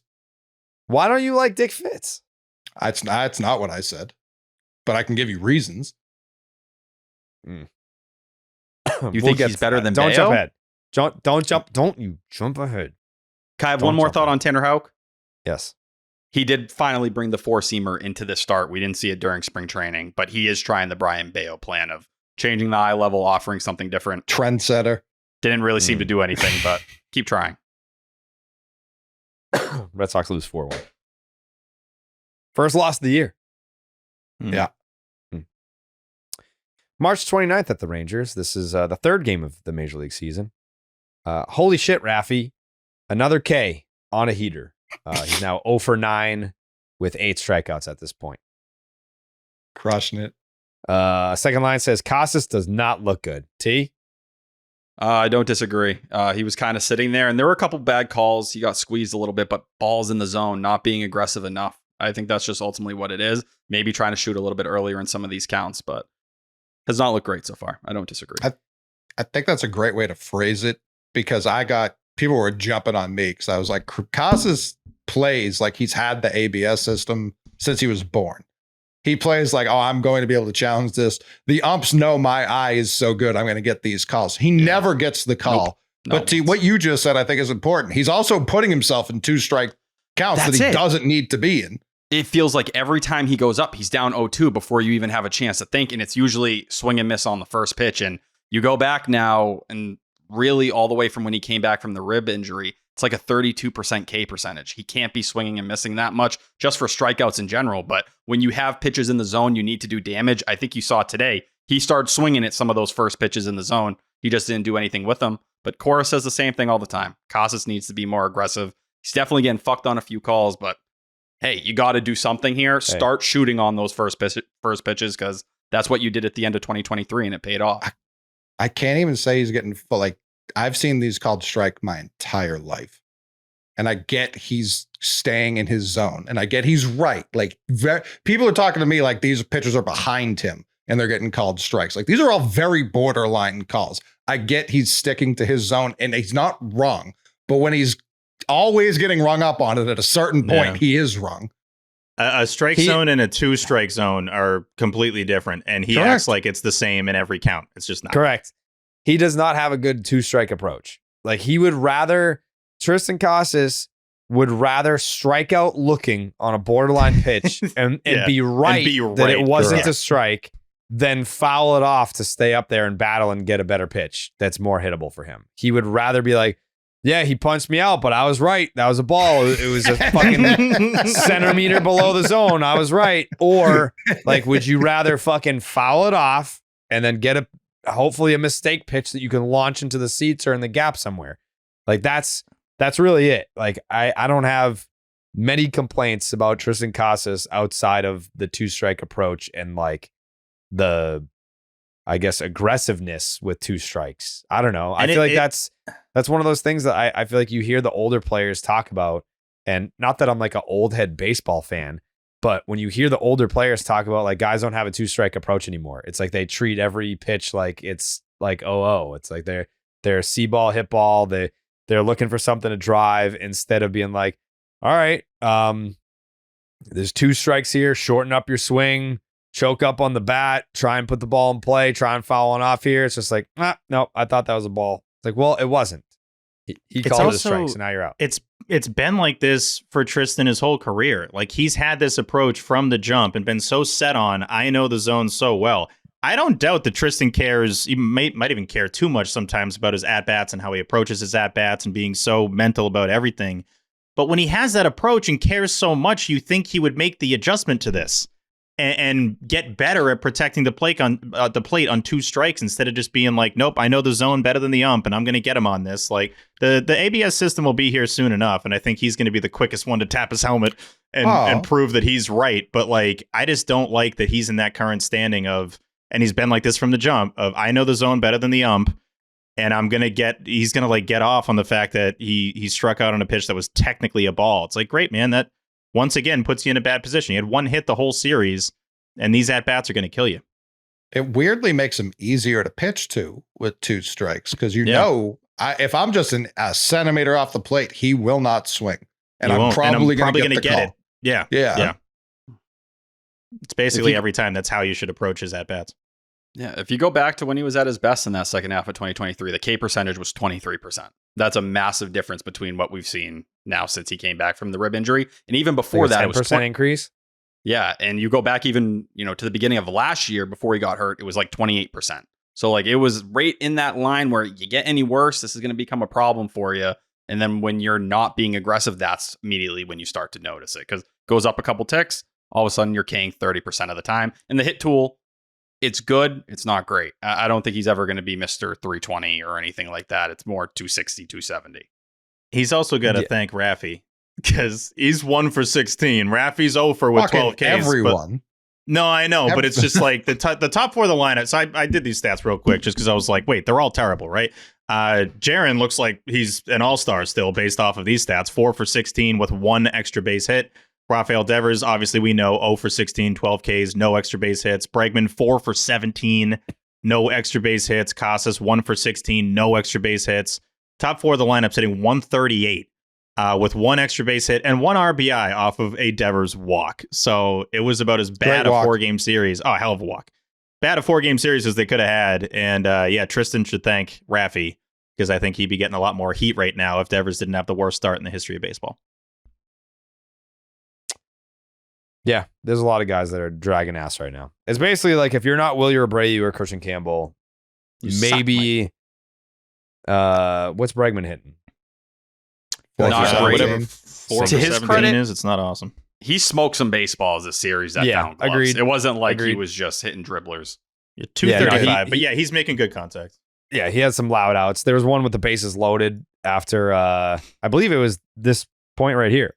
Next line. Actually, no. Before I'm jumping ahead here because before we get to the bases loaded situation, I had this pissed me off a lot. Amazing effort from Campbell in left field. 2-0 Rangers in the first. I tweeted the video and I was being sincere. Like people are like, oh, you're glazing and blah blah. He fucking all out sprinted, laid out Superman style, caught the ball, and it popped out because he hit the ground. It's not like it like tipped off or like he caught the ball and it popped out when he fucking hit the ground. And I was like, yeah, no, that was amazing effort. That was almost the catch of the year. And all the replies were like, so that he didn't catch it? Like, we're overdoing it with the Kristian Campbell hype. Like, he dropped it. Like, he didn't make the catch.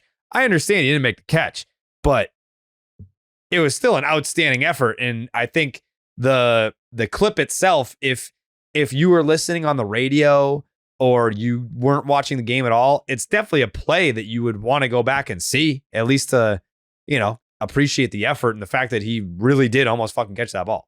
It was 15% catch probability for a guy who has barely played the outfield. So for him to get to 17? That ball, 15. So for him to get there, it's incredible. Now, if you want to say if Jarren Duran was in left field, he was going to catch it. I think Jarren Duran is an elite center fielder. He's definitely an elite left fielder. Yeah, maybe he does get there with his speed, but for Campbell to even have a chance at that and actually get the glove on it, yeah, I'll tip my cap a little. I honestly thought it was a catch. Like, I understand technically that's not a catch, but you look at other baseball plays, if you're turning a double play, that's in the glove a lot less than whatever Campbell had there when you're trying to pull it out and make the turn. Like, I understand you got to survive the ground. It basically becomes like an NFL catch, but it genuinely felt like he had the ball in there long enough. The slow-mo made it look a lot more like a catch than if you watched it in real time. But slow-mo, he had it for an hour. Yeah, slow-mo, it's like, I'm seeing this in slow-mo? This looks really good. But it's still like, to Jared's point, I almost give him credit for the catch, even though it's not. And that's not even being like just sucking up to the rookie that we want to be great. For him to get to that ball, for it to be in the glove, it almost didn't even pop out because of the ground, like because it was still in there after hitting the ground and then came out. So I don't know. I guess it needs to be in there for like 0.3 seconds longer. Like, it's very close to whatever the cutoff is. It was like he was wearing too small of a glove. It looked like an infielder's glove. He was wearing his second baseman glove, and if he had been wearing an outfielder's, now he probably was, but if he had been wearing a larger glove, I think he definitely gets it. But to be able to react to that, it's not like, I think we all are a little guilty of being like, oh, I've played outfield in Little League. Like, I know how to camp. It's so different. Like, the amount of reaction time you have off the bat, especially for a play like that, to just go. We saw Roman Anthony in spring training not adjust to left on a ball that was slicing away from him. To even be near that ball was insane. But I don't want to see Kristian Campbell play left field. That creates more problems. We have enough outfielders. Keep them at second. We haven't had a second baseman in 8 fucking years. Enough. Well, especially after making all the excuses, and that excuse is the wrong way to put it, but anytime they talk about Rafaela, and Breslow addressed this a week ago, it was like, you really got to, like T would say, tip your cap to him because he's going from center to short to second and doing this all within the same game.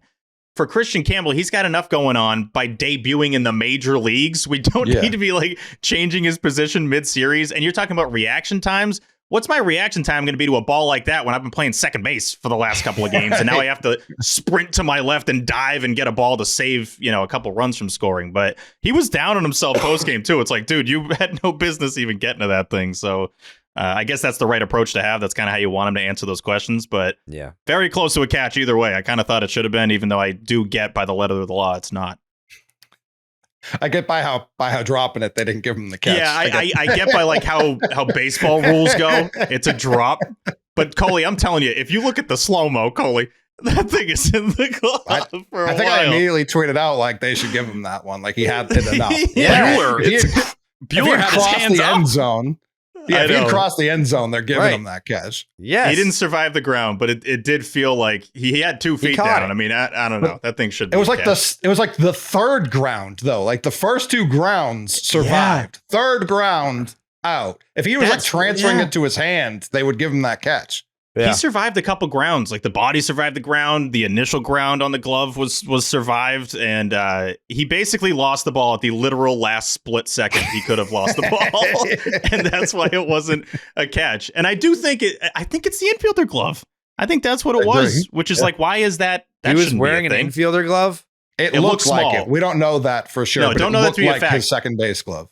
But just by how our brains process these replays, you always see a bigger glove than whatever he had on. And I know that would have, like Coley said, been the difference. Anyways, I was just bothered by the disrespect of just wanting to appreciate the effort and like, sharing that glazing. highlight to be like, look at how fucking Yeah, you were cool. glazing, bro. Yeah, I was glazing. But there was a lot of hate from tweeting out that clip. Anyways, Can I say something real quick on the hate Yes. stuff? And Yeah, I yeah, kind of yeah. say this every season. In the last couple of seasons, it's kind of made more sense why there's been all these haters. Uh-huh. Like we've mentioned previously on previous shows, there's a lot of haters out there that have been winning and have been in the lead. And as long as things keep going this way, which I don't expect, but with the losing record and all that, they're going to feel the confidence to be putting all these comments under all of our posts. And I think that number is still going to stay high until the Red Sox get on a winning streak, are in playoff position and all of that. I'm okay with that, and I acknowledge that's going to be the case. But I also don't want to give them a ton of the light of day on this show, and I don't even really reply to a lot of it on Twitter because I understand that portion of the fan base exists, has been in the lead, will continue to think they're in the lead as long as the Red Sox aren't, crushing it this season. And that's okay. Like, I don't really have a major problem with that, but I just don't want us to fall too much a prisoner to that while not also acknowledging that there's a huge, listenership of this show that's very excited for what's coming up. Coley? What if those people have and I'm just throwing this out there hypothetically, the biggest radio show in the region? What if they're that? It's just, I think we give that too much attention and have I do think consistently. they're pumped about that. Oh, of course. I think when we're talking about specifically Tony Maz, who I respect as a baseball guy, that's a win for them. That's their currency. The fact that we're even discussing it and any of Red Sox Twitter's discussing it. I love, and I've always blown MLB Twitter, but I love that caption. Well, because so that was much. your quote. That's why. That's what you say. No, but it's that's funny though. Even I quote it because I find it funny, and I'm glad He that they do sucks, too. Mike. He sucks, Mike. This guy blows. But the fact that I just love the inside, if you know, of For the sure. MLB account. What was the actual tweet? I got to give the actual tweet credit because that was He's just not comfortable, Mike. he's just He which just if I'm doesn't look ready for the big leagues, Mike. Yeah, there it is. That's hilarious from the MLB Very account. funny. That's genuinely hilarious. I'm just trying to picture being a Diamondbacks fan reading that. Who the hell's Mike? He looks And super then- ready based off this highlight. But then seeing the engagement, am I the only one that doesn't know who Mike is? This tweet's crushing. But no, hat tip to those guys. I just don't think we should fall too much a prisoner to the Tony Maz stuff because he's going to do that regardless. And I do get a kick out. I like that exists. I like that. Those rants that are just so off. People take exist. it too seriously, though. I agree. We're just talking about baseball here, people. Like there was, I forget what it was. Maz had a crazy take, like a month or so ago. It was And then, Anthony, like, right? It was Roman Anthony. Yeah, it was that. He It should was be that. good, and he got all set on the should. Like, How how is he should? He's the number 2 prospect in the league, Mike. It was Maz saying like Roman Even when Anthony. Felger's not there, he just ends all sentences with Mike. Yeah, it's just him and like Jay Stu, and he's like, Mike, this guy sucks and he blows. It was Maz saying Roman Anthony like lumbers around out there and like is basically a future DH. Mhm. And then there was people on the Section 10 Reddit that were like, I can't believe Jared associates with this guy. Like, how do you endorse this by associating? I'm like, it's fucking Tony Maz. Like, he's in real life, he's a great guy. He takes awesome care of me. He is so nice and polite and respectful. And I'll say this about Maz, not that this is going to turn into like Maz glazing hour, but like in the off I'll season, make sure it doesn't. in the off season, like Maz will just call me to like see how I'm doing. You know, just like, you know, there's people that I work with exclusively during baseball season and then I don't hear from them at all, like all winter long. And then baseball season rolls around and it's like, hey, what's up? What's going on? Like Maz will just call me in like a random Tuesday in December and be like, you know, how's life? You know, how's the girls? How's everything?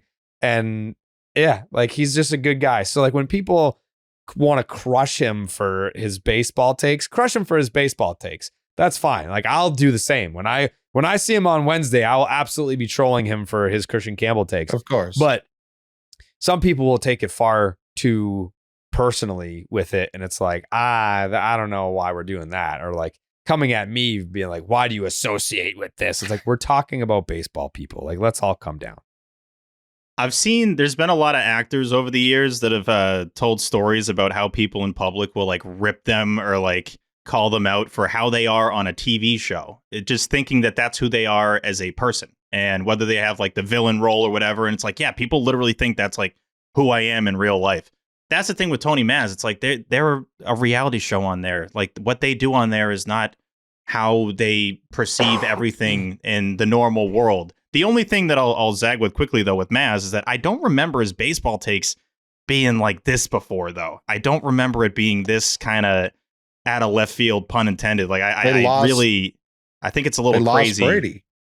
That's all it is. Yeah, I know. So you gotta shift it to this. Yeah, I remember with the baseball hour thinking like, oh, I agree with a lot of this. And, you know, I just don't think these kind of takes match up with what he'd been doing in previous years, but they know it gets engagement, so they're going to keep doing it. Yeah, that's why I don't respect it. It's never anything personal. Like I know they don't watch the Celtics, so when they talk about the Celtics, I just dump. Like it never bothers me. I know he knows Jimmy how watches to watch the Celtics. baseball. Jimmy I'm not watches talking the about Celtics. Jimmy. I'm talking about those two. That's all I'm talking about. And I know they have their little powwows. Like, oh, what takes are we going to plan to have? Like I know they do that, and that bot like as someone who's built a career doing the opposite, just saying what I actually feel. Of course, that drives me insane. Why wouldn't it? And it's the influence because then fucking the people in our mentions hear that and take it as gospel. That's what bothers me more. They're like, well, they said Kristian Campbell sucks. And it's like, well, I don't give a fuck. How does that I'm sound? far more bothered by the dumbasses. How about that? Who, boom.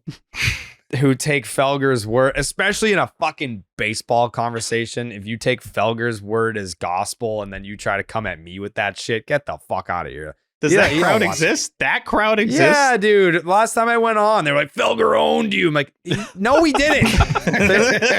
No, we didn't. That was my burner. You got you, bro. You got you bad. Like we didn't like I'm happy every time that they ask me to go on, but like there will never be a baseball conversation that I lose to Felger. He doesn't watch the games. Like we're not talking with Maz. Sure, like Maz has a encyclopedia of baseball, like the experience that he's had in his career. It's like it's crazy. But Felger, come on, that's a football hockey guy. That's not a baseball guy, huh? Maz got to where he is because of baseball. Is that fair to say? Yeah. He's my favorite writer. That's what annoys me. I think that's the only thing with all this Maz stuff that annoys me. It's like, dude, you're saying this, but you know what you're talking about, and then you're saying this. Like you have a history of understanding this game and this city and this team and the iterations of the Red Sox over the years. how are you saying this? Like Campbell looks like he's not ready and Cora knows. Like, what is that? Gets That's people crazy. to call it. And that's why, people will be upset that I'm saying this. That's why I respect it, because I've said this for a while. Nothing that Felger has ever said has ever pissed me off, except for when he said you can't talk baseball in this market. He said, if we talk baseball, people won't call in, people don't care, and yada, yada. But Maz saying outrageous shit that's going to piss off the fans and get them to call in, that's what gets people talking. That's what's getting people to talk about it. And especially, the diehards are going to talk about it, no doubt. But the diehards are listening to Section 10. The casual people that are like, I don't really give a shit. It's like, all right, well, if you create a controversy and now it's a talking point. Well, yeah, now those people that weren't paying attention before are gonna be like, so this Kristian Campbell guy, he sucks. That's interesting. I'm gonna watch the games and be like, well, this guy is 6 for 11. Looks like. So this guy's hitting 600. This can't be the same guy, right? Yeah, this is not the same guy. Anyways,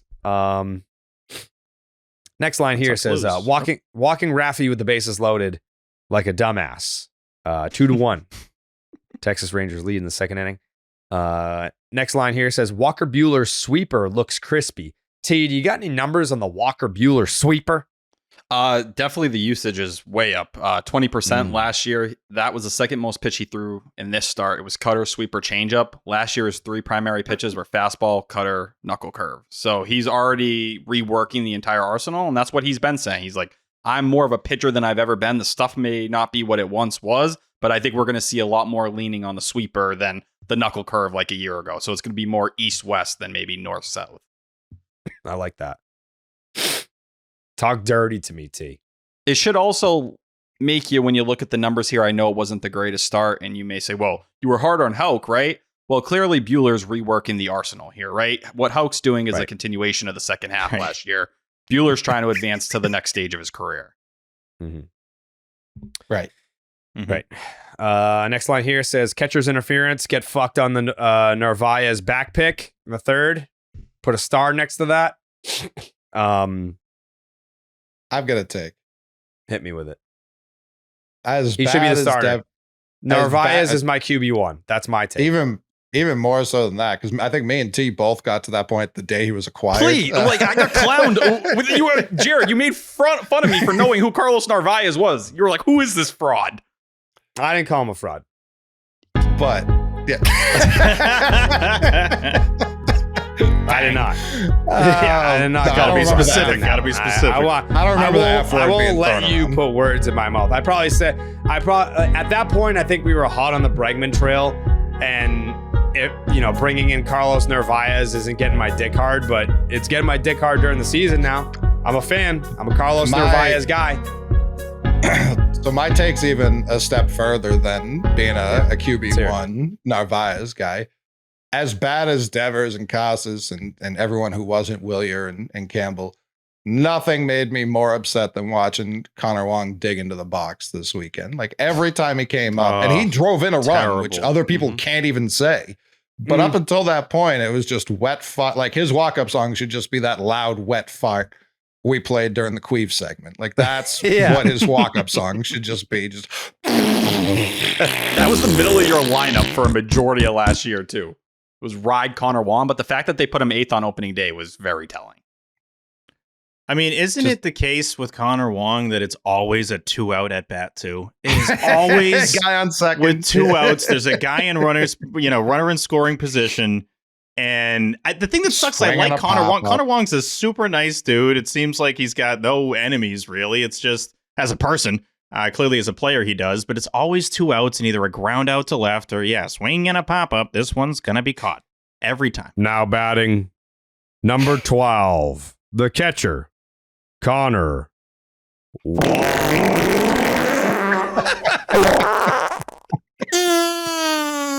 That's mean.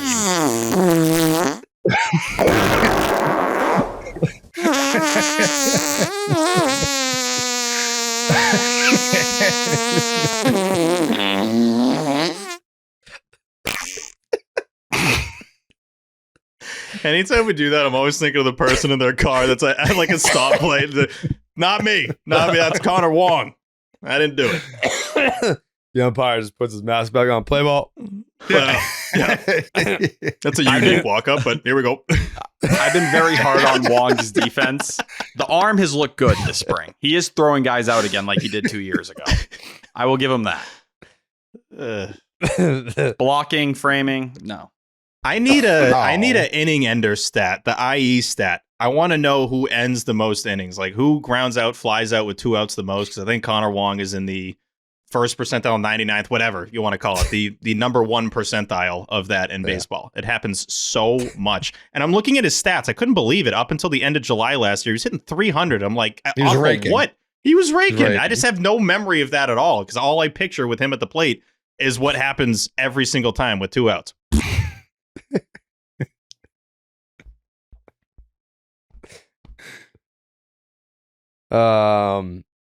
Kristian Campbell, first big league homer. Finally. Jesus. I think, this guy fucking blows, dude. I mean, that thing didn't even go 450. I think OB had a great call. Let's do it. Oh, yeah. After the catcher's interference. That one's stroked deep to left center field. That's way back there. Hit on the wall. It is gone. Kristian Campbell with his first major league home run. Absolutely destroys that one into the bullpen to tie the game 2-2. I love when OB gets excited.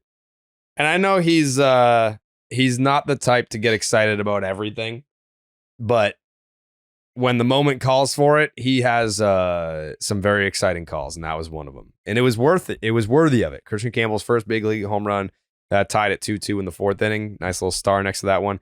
Next line here says, Adolis has a huge head. 3-2 Texas. Did he homer? He's back.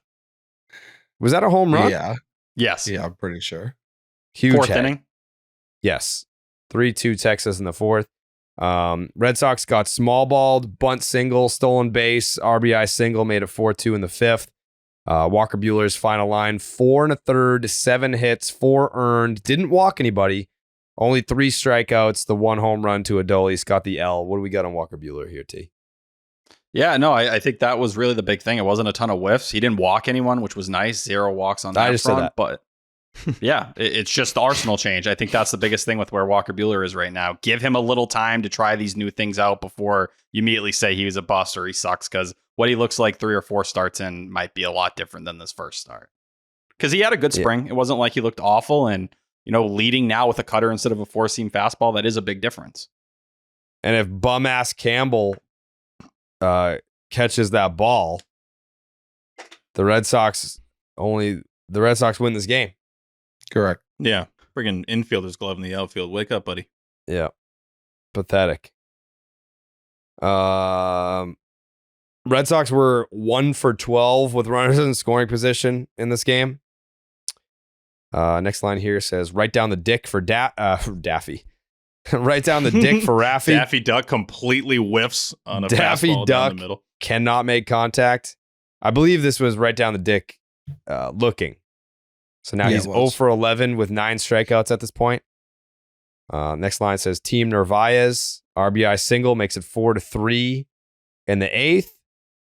And then Raffy punches out again, 0 for 12, 10 strikeouts. And that'll do it, 4-3 Rangers. I believe that was a stat that was going around. It was like the worst start ever in Major League history.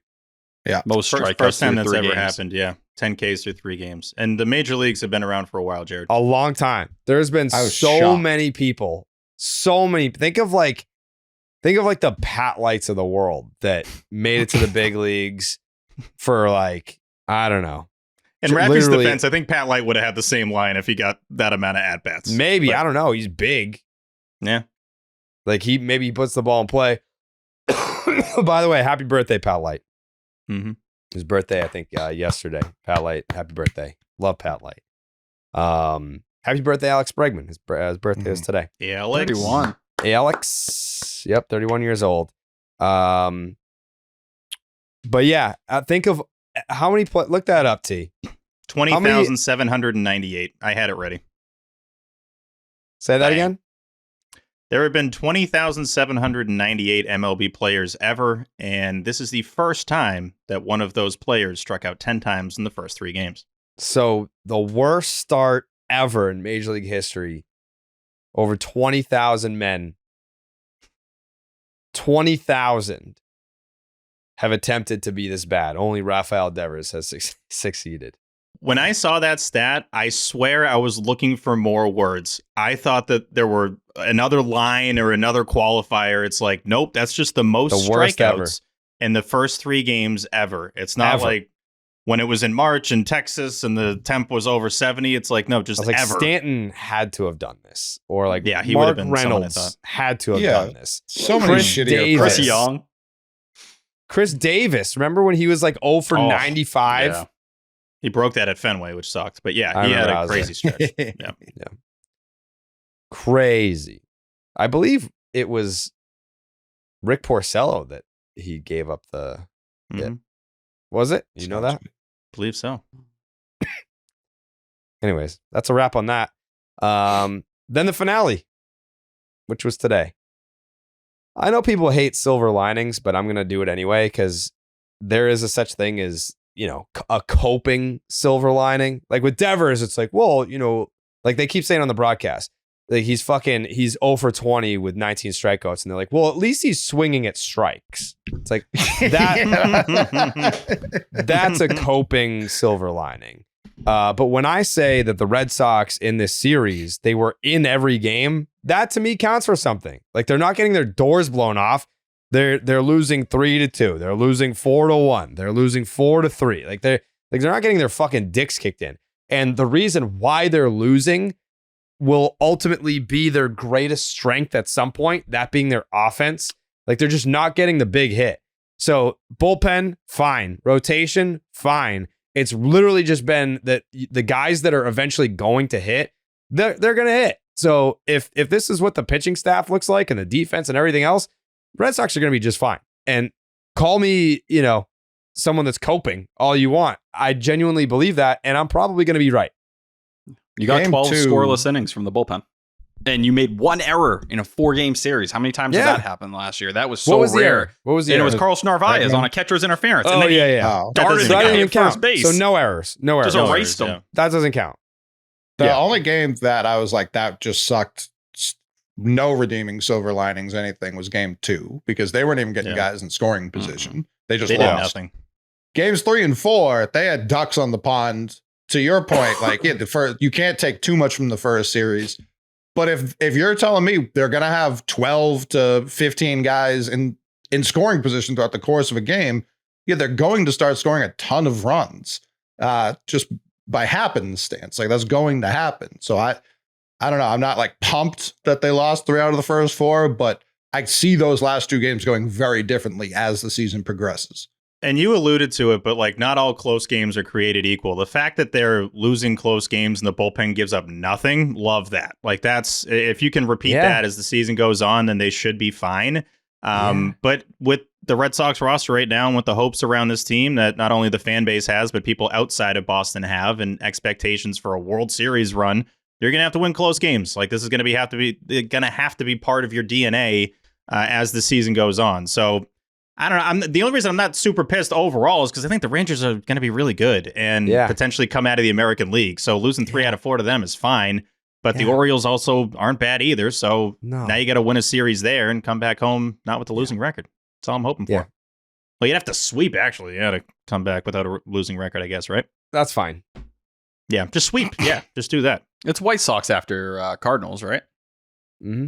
Cardinals, and that's Crochet's first Fenway start against the. Is that right? That's not right. I know Bueller has the Friday. Cardinals, Blue Jays, then Toronto, White Sox. Yeah, then White Sox. Yeah. Oh, and then Crochet will pitch in Chicago. That's cool. He used to pitch there, Jared. Yeah, he pitched for the White Sox. Mm-hmm. Yeah. Shout out Kyle Teal. Shout him out. Couple homers. Wow. Yeah. That's a good point, though, Jerry. Like, overall feelings right now, we kind of, I think, agree. Not too pissed, just kind of bummed, maybe. Is that a good way to sum it up? Like, man, that should have been better than 1 and 3. Yeah, I'm irritated. Because, I mean, on one hand, you look at it and you say that's a good thing that they didn't get their fucking asses kicked. The bullpen looked good. The rotation was fine. But the reasons why they lost this game and the defense. I mean, like how many consecutive years have you been bitching about the defense and the unearned runs and all that? The defense looked great. That was an area that they actively tried to improve, and they did. So it's great that the defense looked good. They lost the 3 games in a row because they just did not get the big hit. If it wasn't Willier and it wasn't Campbell, they didn't get the big hit. And Willier had some game. He obviously had a game-winning homer, but he had a game-tying hit. Campbell's first home run tied the game. If it wasn't those 2 guys, then it wasn't getting done. I know a lot's going to be made about Devers, and rightfully so. He looks fucking awful, historically bad to start the year. But other guys, important guys, have sucked in this lineup. Guys that if they don't get going, which again, it's 4 games. It's not even April yet. If they don't get going, you're going to have a hard time winning baseball games. But it's so fucking early that I do not want to insult the intelligence of our listening audience to explain to them that it's still early. I would like to think that the people that are listening to this podcast right now are smart enough to know that it's still early and it's insane to panic or think that this is how it's going to be moving forward. Like Casas is not going to hit 067 for the year. Story, like all these guys that have sucked to start the year. That's not how it's going to be. Anyways. The series finale, March 30th at the Rangers, game 4 of the season. Genuinely happy to see Jacob deGrom back out there. That was my first thought of the day, that's pretty cool. Look at deGrom. And they were talking on the broadcast like, well, he doesn't throw 100 anymore. It's like he throws 97. I don't know. On purpose. He's doing it on purpose. He was like, I'm just taking it a couple ticks down so I don't get hurt anymore. It's all his decision. Right. It's like he doesn't throw 100. Old man deGrom out there. It's like, well, yeah, he throws 97. And his slider's nasty. Next line here says, Devers grounded out. Progress. That's the first inning. Third line. Campbell, 6 for 11. Doesn't look ready for the big leagues. That was in the second. That was a double, by the way. Double down the line. 2-strike double. Yep. Jarren Duran just saved this game. Bases loaded, 1-out catch. It was a sacrifice fly, made it 1-0 Texas in the second inning. But, I mean, hell of a play by Duran out there and left. Next line here says, I think I'm going to be a Dick Fitz guy. Reminds me of fill in the blank. If you can, Tyler, if anyone here can fill in the blank, I will Venmo you $100 right now. I was going to say Steve. The amount of people that say I look like Dick Fitz, it's getting a little out of control. I don't know who he reminds you of, though. It's player-wise, like it's another pitcher. It is kind of like looks-wise, but it is a pitcher. The Red Sox?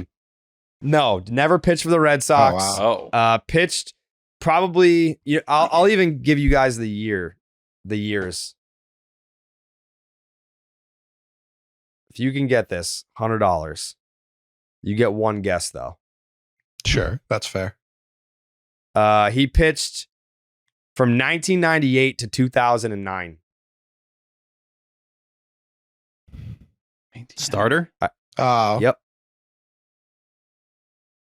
I think I've got it, but you may have said it to me, so I'm going to let the other 2 guess.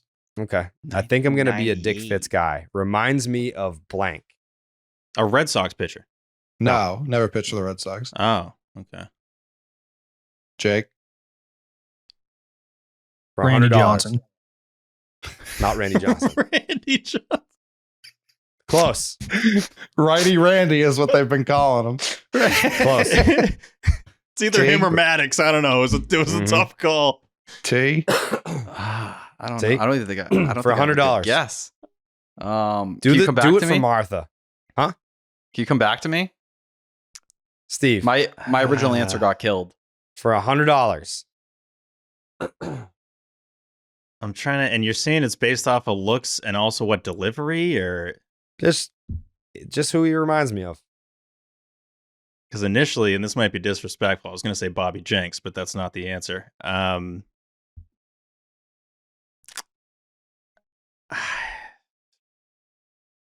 don't know. I'm drawing a blank here. I mean, Debuted in '98. No, I'm wrong because I just looked up the guy's years and he doesn't fit into that. I thought you said he reminded you of Kevin Millwood. Oh, okay. I love Kevin Millwood, by the way. That's why I thought, because we had talked about Big Wood recently. Yeah. And I see some similarities there. Yeah, I see a lot of similarities with the guy that I said. Pedro Martinez. Chris Carpenter of the Cardinals. That's incorrect. All right. I'm sorry. You lose the $100. I tried. Yeah. If it goes the other way, you have to pay him $100. Yeah. Unfortunately. Fuck. Steve, you have a guess? Steve's trying to cheat right now. He's like, No, I'm "Who not. debuted?" I'm Yeah, telling you, you're I'm cheating. looking. I already did my guess. It was Okay. like Bobby Jenks. That's not right. The years aren't right. Oh, Bobby Jenks is your final guess. Yeah, it's just the years aren't right. So, Okay. what is it? Kerry Wood? That's not it. No. Coley, do you have a guess? Mine's still Millwood, even knowing the years are wrong. The answer was Sidney Ponson. Sidney Wow. Ponson. No Sidney chance. Ponson. Wow. He Why? got arrested, didn't he? I don't know. I don't want to throw out allegations. I mean, he's Australian. Oh yeah. So he's from Aruba. Yep. That guy's from No, he's Aruba? Dutch. He's Dutch. Yeah, he That's pitched. what I was He pitched for thinking. the Netherlands in the World Baseball Classic. I'm pretty sure. I mean, they get all sorts of guys. So why this guy, Jared? What about him? He looks like him. I don't know. Okay. Yeah, there is a Looks little like bit of him. a look there. He just reminds me. Yeah, go look at Sidney Ponson and tell me that's not Dick Fitz. On Christmas 2004, Ponson was arrested in Aruba and charged with assaulting an Aruban judge. I don't know why they made the judge Aruban. I think that's pretty implied. Following an incident about a complaint of Ponson's handling of his power boat. Honestly, I'm on his side. Well, we weren't there, so who's to say? Yeah, just based on Steve. Can I keep the trivia going here? I love trivia. Sure. Mm-hmm. Yeah. And this is for the floor. And if anyone gets it right, I will. Let's see. Papa I'll get Gino's you a pizza. I'll get you Yeah, pizza. here comes Yeah, the pizza. I'm acting like we don't know what it is. I'll get you pizza. Mm-hmm. How many teams did Sidney Ponson play for in his career? Oh, You each get one guess. I'm not going to say right or wrong, and then I'll just say afterwards. 5. Jerry, I know the answer, so I'm not going to guess. go it. I was just looking at his Wikipedia. I didn't count it, but I want to say it's like 8, and then he went to the Long Island Rubber Ducks. Jake, 30. Nailed it. 30, and he's brothers with Randy Johnson. 7. Coley almost got it. It's 7. Yeah, it's 7. 7 teams. Yeah, 7 teams. there we go. All right, name them, Coley. Name his This teams. is for an XL pizza. If you name all of them. Yeah. I mean, O's, Yanks, most prominently. Mm-hmm. He was a Cardinal. Yep. Mm-hmm. These same ones. Yep. Mhm. Was he like Long Island Rubber Ducks? Mm-hmm. I don't 3 know if- AL, 1 NL left. 3 AL, 1 NL. My NL guess was going to be Giants. That is Yep. correct. Coley's cooking right now. 3 Okay. AL left. This is going to 3 be a more large AL? XL pizza to be specific. These are Yep. tough. Multiple topics. Do you want to phone a friend? For one. Well, For one. Jared Carabas for 1. He also, I believe, pitched for the Royals. That is correct. We're down Wow. to 2 teams remaining on the Ponson list for an XL pie. AL, NL? Both 2 NL. ALs. Both 2 ALs. AL. So I Wait, 2 you know, I ALs? Mm-hmm. only 2 ALs left. I want to say the Rays. No. You just cut out there. Tyler? No, I was just describing the letter T because it's a nice letter. And it doesn't mean anything, Coley, that you should think about. I mean, there's 2 of them. And Or technically where the the Red team I Sox- guessed was a T. Or the Red Sox were just in this place. Tyler's Yeah, misleading. the you. Rangers. It's not Yeah. the Rangers. No, Bang! it is the Rangers. But one of Wait, them was okay. like, it's Texas Rangers, but then the other one, Yeah. It's like a double meaning, I think. I what was he giving doing him a there. bit chances, opportunities. yeah. It's like a big hint, though, T. Like That's that's a huge It's a huge. Yeah. Their logo's a T. It's me and Jake. Yeah. It's what people think of me and Jake when they see us. The sexy as fuck. Yeah, that's Close. the Minnesota sexy fucks. That is correct. I don't remember Ponson on the Twins at all. 7 games. That'll do 7. it. That'll certainly do it. Why Ponzone? Like very, very hot and cold? No, he looks like him. Oh, I thought you meant like as a pitcher as well. We're gonna just keep asking you why. Yeah, this is like, guys, I think they look similar. I they don't like. look alike. Yeah, they got big fat heads. Okay, yeah. I see Fitz. I see Ponzone. I could see him really, really revving it on the motorboat too. Yeah. Yeah. All right. Dick Fitz looks like he could be from Aruba. No? Sure. I mean, they big colonization hours, so we all look like we could be from Aruba. Sure. Next line here says Rafael Devers is broken. Struck out in the 5th. Next line says Wilyer Abreu is the Boston Red Sox RBI double. That's one, makes it 1-1 in the 6th. Next line says credit to Connor Wong for putting the ball in play, comma, still down on Connor Wong. 2-1. First Boston baseman should in have the picked 6th. that. Yeah, no doubt. Jake Yeah, Burger. it was not even like a bad hop. It was a pretty easy hop.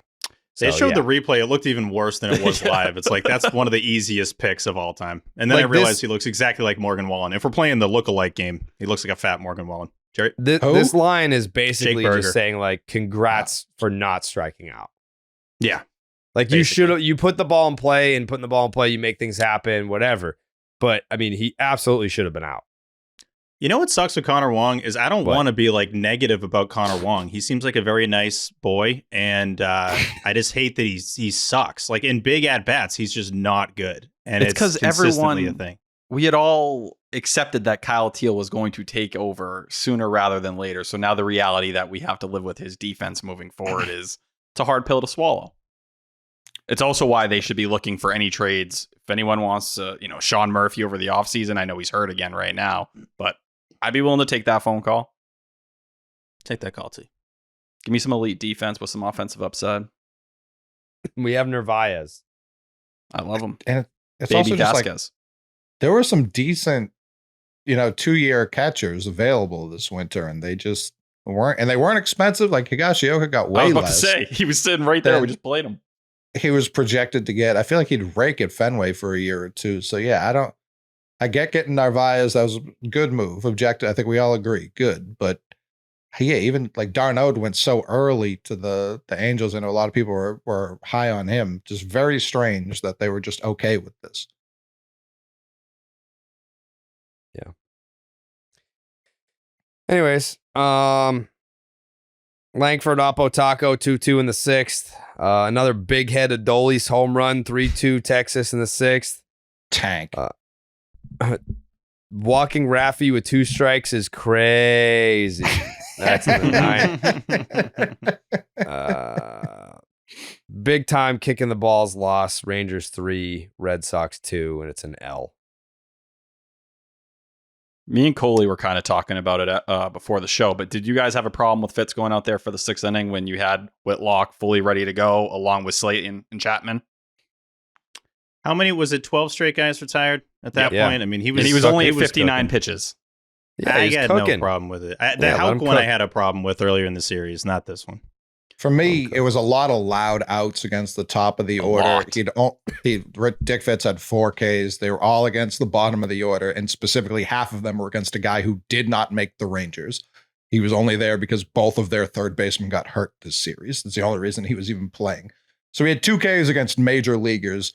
The rest were largely loud outs, and especially it was third time in the order against the top of a lineup, and then they immediately went off. Now, people are going to argue the Rangers pulled DeGrom early and immediately gave up runs to the Red Sox, which is the opposite.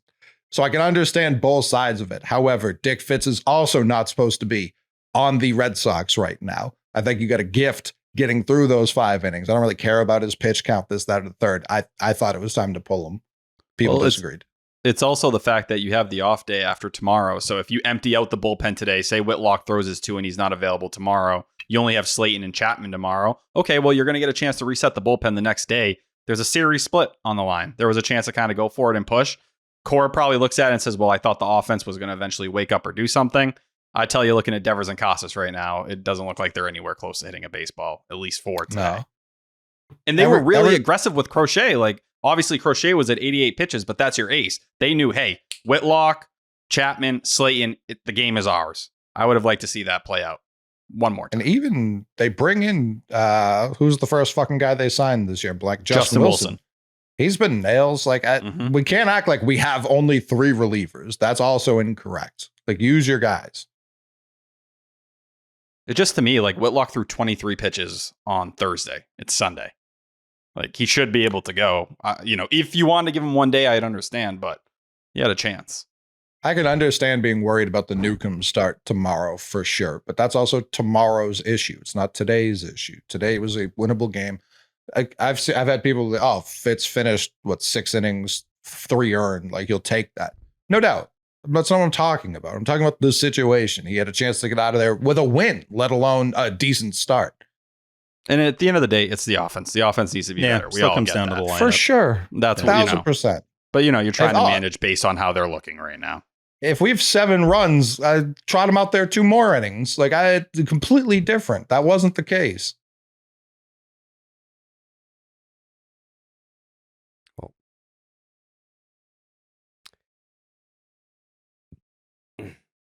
That's the end of the Missing more bats than he did, in his last run at the end of last year. That's a good sign. 6 whiffs on the slider. I don't want to do any more silver linings. Yeah. Because I am aggravated. It's not like I'm not worried or concerned or anything. It's not that. It's not like, like, did we fall for it? No. Like, I'm not there yet. I'm just irritated that the season didn't get off to a better start. And it's only 4 games. It's only 1 series. But it just would have been nice coming in here and winning 3 out of 4. And, the vibes would have been great. Split would have been fine. Yeah, split would have been fine, especially, coming in on a dub in that last one. Yeah. It also just sucks that you win the first one and then you just, it feels like that first win was so long ago that, like, you can't even be happy. Like, that was fucking awesome. First game of the season. For the stream. Willier in the 9th. Fucking 3-run bomb. Dramatic. It's great. Had an awesome game. Campbell with his first hit. Riding high. New Gold Bottles video debuted after that. Banger. It was unbelievable. Shout out to Jeremy for that. Also, not that we can use this anytime soon now, but there's a brand new Yankees lose video. Ooh. And it is completely reimagined. Just there's to nothing, add on, there's nothing about the new Yankees lose video that's comparable to the old one. I like that it's brand new. Brand new. Just to add on to that line of thinking, Jerry, from our sake, from the 10, we had a lot of series finale losses last year and had to go into these podcasts on an L. That's another reason why it's like, you win this game on Sunday, regardless of the Dick Fitz thing. I didn't feel too passionate about it either way, so I get what you guys are saying. You close with a win, you split the series against a really good Rangers team, go into Baltimore opening day with a little bit of momentum. Instead, you lose this game, you lose 3 in a row. The Yankees have like 50 runs this weekend. It's just not what you love to see when you mix it all up together. Not fun. Yeah, I didn't love it. I do think for people who are on, like, trying to figure out where they're at on the panic meter, it's why do you think Devers looks the way he does right now, right? And I think you're hearing different things from certain people. Some people are like, he's quit. He's just doing this to prove his point. Some people are like, he can't figure out the DH routine. And now it seems like a lot of people are looking at the stance. I know Stats had a great tweet with Baseball Savant's new metric showing how much more open his stance is becoming. He looked like he was tweaking with some stuff early in this game, like pre-pitch movement. I don't know if you saw that too, Coley. I saw you nodding your head, so I wasn't sure. But with Devers, I think the other thing is the bat speed. He's 19th percentile bat speed right now. So, like, the swing is slow. Are his shoulders okay? Is everything where it needs to be? Because we heard about this new swing path and how he made these adjustments. Is that part of what's going on here? Or is it just that he didn't play a lot in spring training?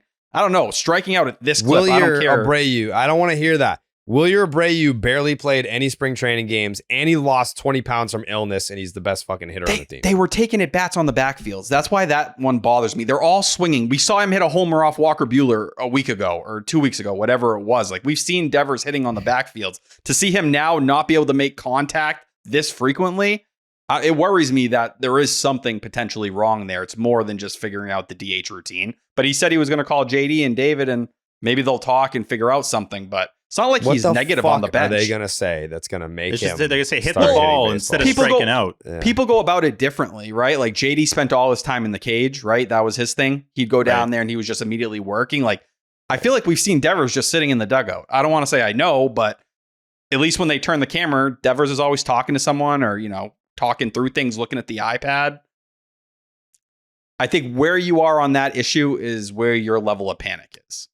I think one of the scary things here is that this, to me, is not Rafael Devers giving up on the team at all. It's just that he's sucked. I think he just straight up has been terrible. He's bobblehead out there, heads all over the place, missing balls by a mile.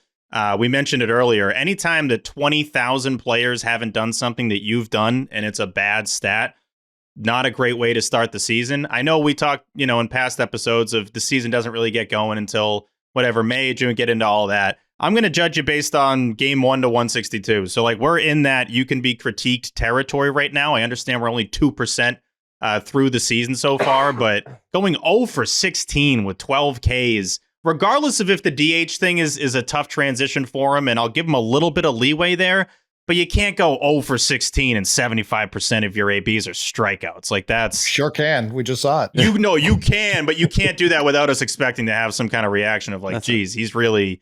I think it's been tough to watch. What you can do is what you just did, Steve. You can't be like, oh, we're doomed, or like trade him or move. Like, this is because of DA. You can just be like, he has sucked. You can absolutely say that because he has, and he knows that. I don't know if you guys saw the picture after the game of like, both. It's not that he was in tears or anything, but like Jason Varitek was in the dugout like consoling him. It's like, if you think that Rafael Devers is doing this on purpose to sabotage the team because they moved him off third base to DH, you are sadly misinformed and mistaken.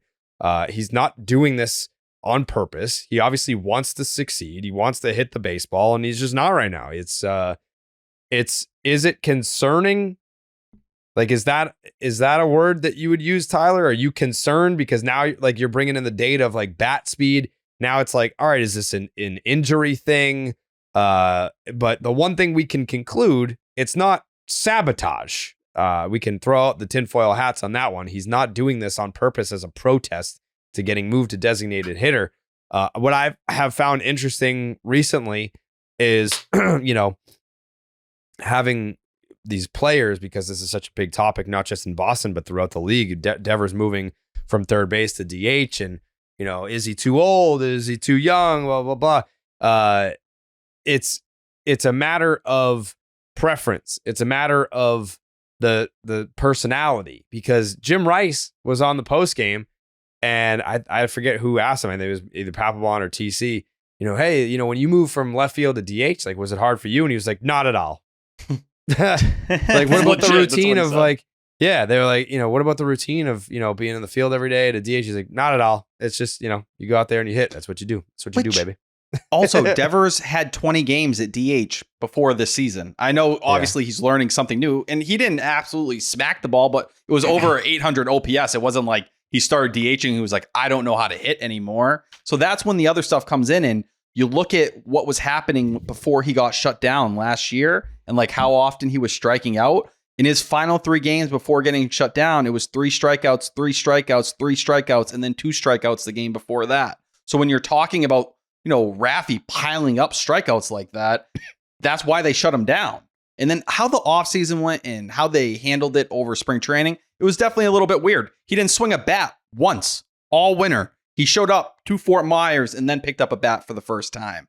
And then there was the weirdness between him and Cora where, even the weekend before the season started, Cora kind of had to tell him he had to play in games. Devers was like, I want to work on it on the backfields. And Cora's like, too bad. You need to go out there and do that. So I don't know when Devers was being truthful and like, I don't know what's up with my timing. I'm trying to figure it out here. And Cora was like, well, hey, we're about to go. You need to play in these games. But all of that stuff strings together now. Like, you start to worry a little bit.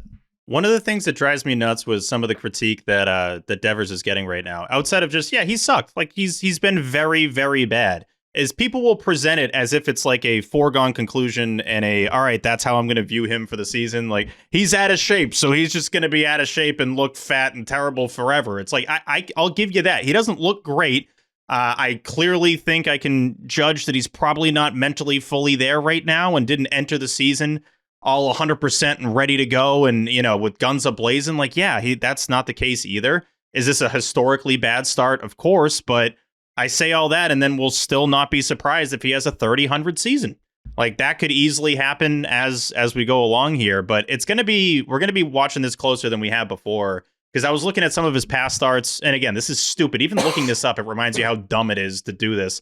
I was looking at his first 4 games of like the last 7 years, which is, don't do this at home because it's stupid. But obviously this year, 0 average, 12 Ks. Last year he started 210 with 4 Ks. 2023, 421 was 6 Ks. You go down the list. Every other year, he basically was either really good or really bad to start. The strikeouts is obviously what stands out. This is 2 times as many strikeouts as he's had through the first 4 games of a season in his career. But again, it's Rafael Devers. Like, it's a guy that I expect to figure it out, and I'm not going to like lose my mind over how this is going so far. But it's okay to say he sucks. OB was on him. Actually, OB was pretty aggressive on him. So was Papelbon. Yeah. But he was saying, like, it's all about timing, which has been terribly off, to put it mildly. I was like, B, get him. But I don't expect this to last forever. It's just that he's going to have a lot of eyes on him. He's going to have more attention on him than he ever has in his entire career. And a lot of people, I hate to say it, are rooting for him to fail because of how he handled this offseason, whether it was right or wrong. And that's just, how it's going to go. Do you guys agree with what Pap was doing in the postgame? Basically saying he's out of shape. Like, his body is not where it needs to be. Shaughnessy put out an article yesterday. I know Devers said he was 240 when he did his media session. The media guide has him at 245, which is the highest of any point in his career. But do you guys think it's a weight thing? Do you think it's something like that? I'm more worried about an injury or something along those lines than the body itself. Has Raffy ever looked good? Raffy's always kind of always been a soft body. He's a soft body. It's just who he is. I've always been out of shape. He's always been there's people can be out of shape and perform at a high level, and Raffy has shown you throughout his career, especially in baseball. I think 5 pounds makes the difference. Like, you think 5 pounds made him this? No. But Lou Merlone was pointing out, like, his feet are not how they normally are. Like, I know that it's Boston, the media sucks here, and trolls are going to troll. I feel like anytime that a guy that doesn't look like Jarren Duran physically, we immediately just like, oh, fat ass, and you're out of shape. Like, Devers has never been a 6-pack freak athlete looking guy. It's just, that's his body type. I don't think that it's a weight issue. I think, to Tyler's point earlier, maybe if you're looking at the swing speed being way off, that it could be like a shoulder thing. Like, is his shoulder at full strength? I don't know. But for me, I can't sit here and blame the lack of spring training at bats on it when look at what Wilyer Abreu's doing right now. Yes, he pouted. Maybe his heart isn't fully into it. I don't know. But at some point, your pride takes over. Like, your Rafael Devers is a reason why you got a $300-something million contract. This is the only organization you've ever known. You've won a World Series title here. The manager is a guy that you obviously have a great relationship with. It's not like it's what the fuck was it? Ron Renicky. It's not like Ron Renicky's here and it's like, fuck that guy. Like, he doesn't have my respect.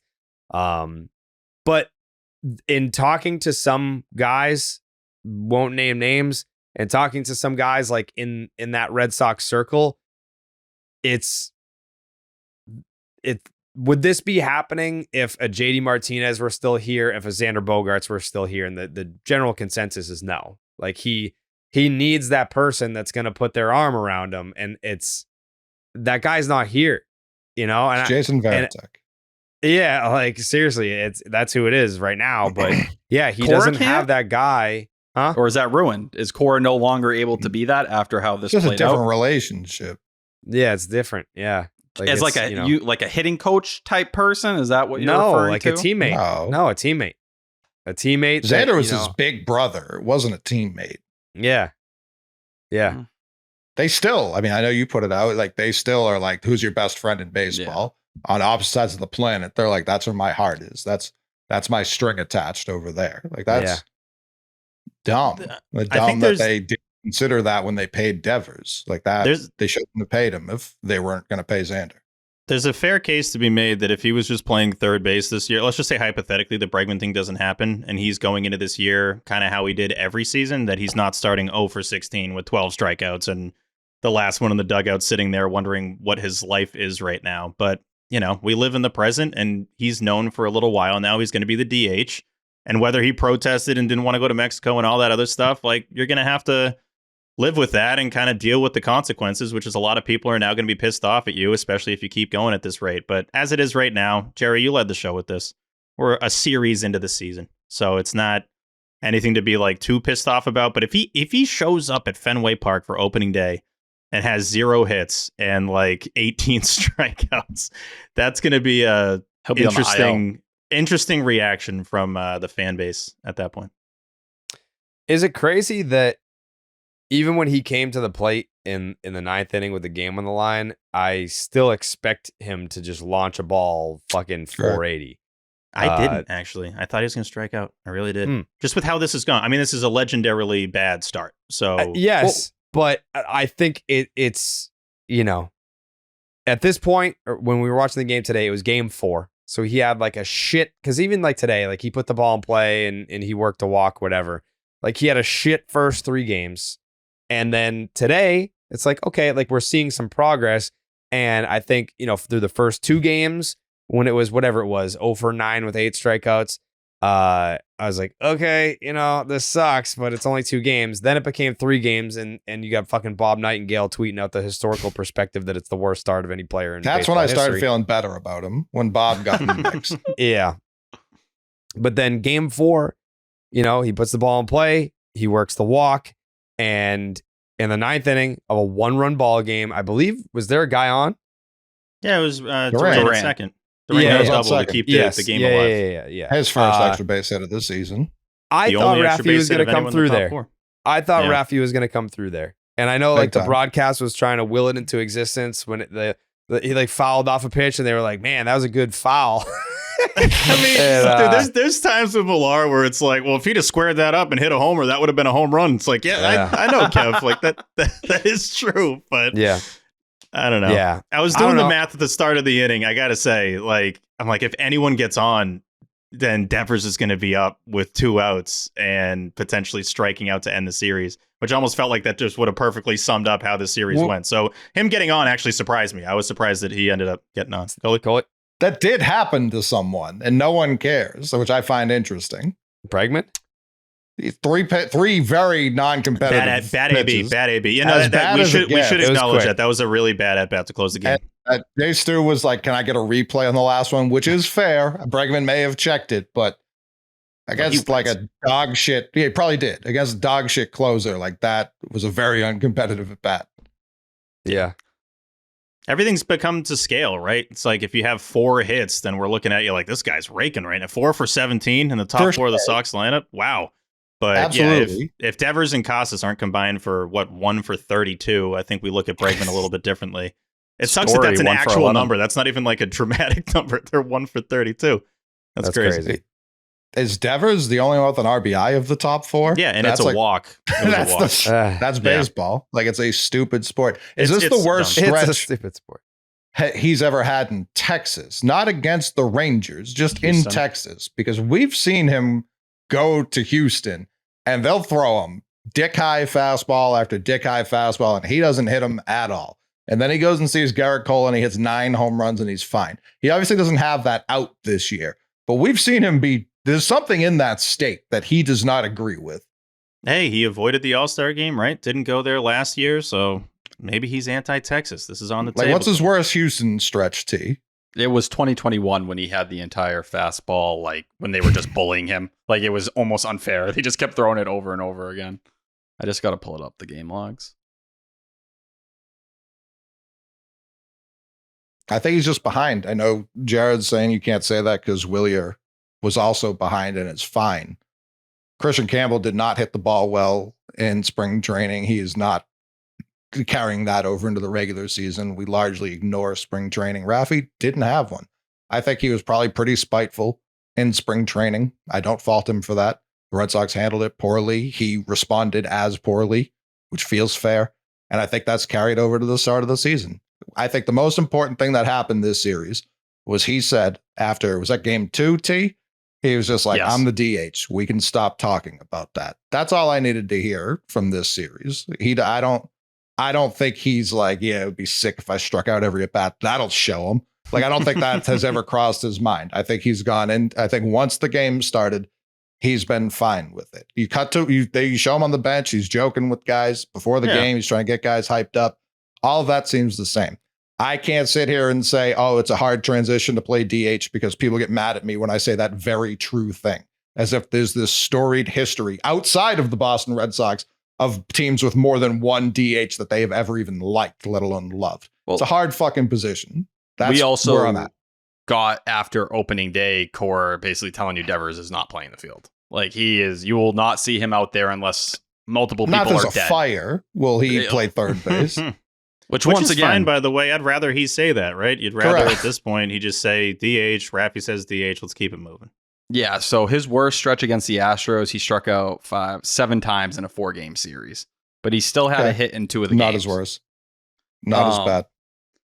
But yeah, the Devers thing, telling him he's not going to play third base at all anymore, I think only speaks once again to what your actual intentions were at the start of the offseason. Like the guy that you no longer trust to play the position whatsoever was someone you were hyping up and saying, he's our third baseman. Like if you didn't believe he could play the field, if it was this bad, your messaging looks even stupider once again. But I think for Devers, even ruling it out was kind of weird to me. I understand they want him to work on the DH routine, but saying, hey, in a pinch, maybe we'll try it there. He's going to get some reps at first base too, for if Tristan Casas goes down or something happens, that seems like it would make sense. And Cotillo reported it was not a Devers decision. This is a Red Sox decision. They do not want him picking up the glove. I don't love the Craig Breslow, I'm a big tough guy angle they've been pushing the last couple of days. Like, relax. He doesn't give a fuck, so that's why he did it this way. It's like, relax, dude, please. You lied all off season, and now you look stupid for it. Those quotes are very weird. Like, and then What you quotes? drop What 3 out quotes of are you talking 4. about? What quotes? Cotillo So was you had tweeting out a bunch of stuff, kind of like breaking down the Red Sox outlook. And he was like, Breslow so far, their attitude has kind of been like, we're going to do what we need to do to make the team better. It doesn't matter how anybody feels or what they think. It's about making the team better. And if you don't like it, too bad. And that's why they handled the Devers situation the way they did.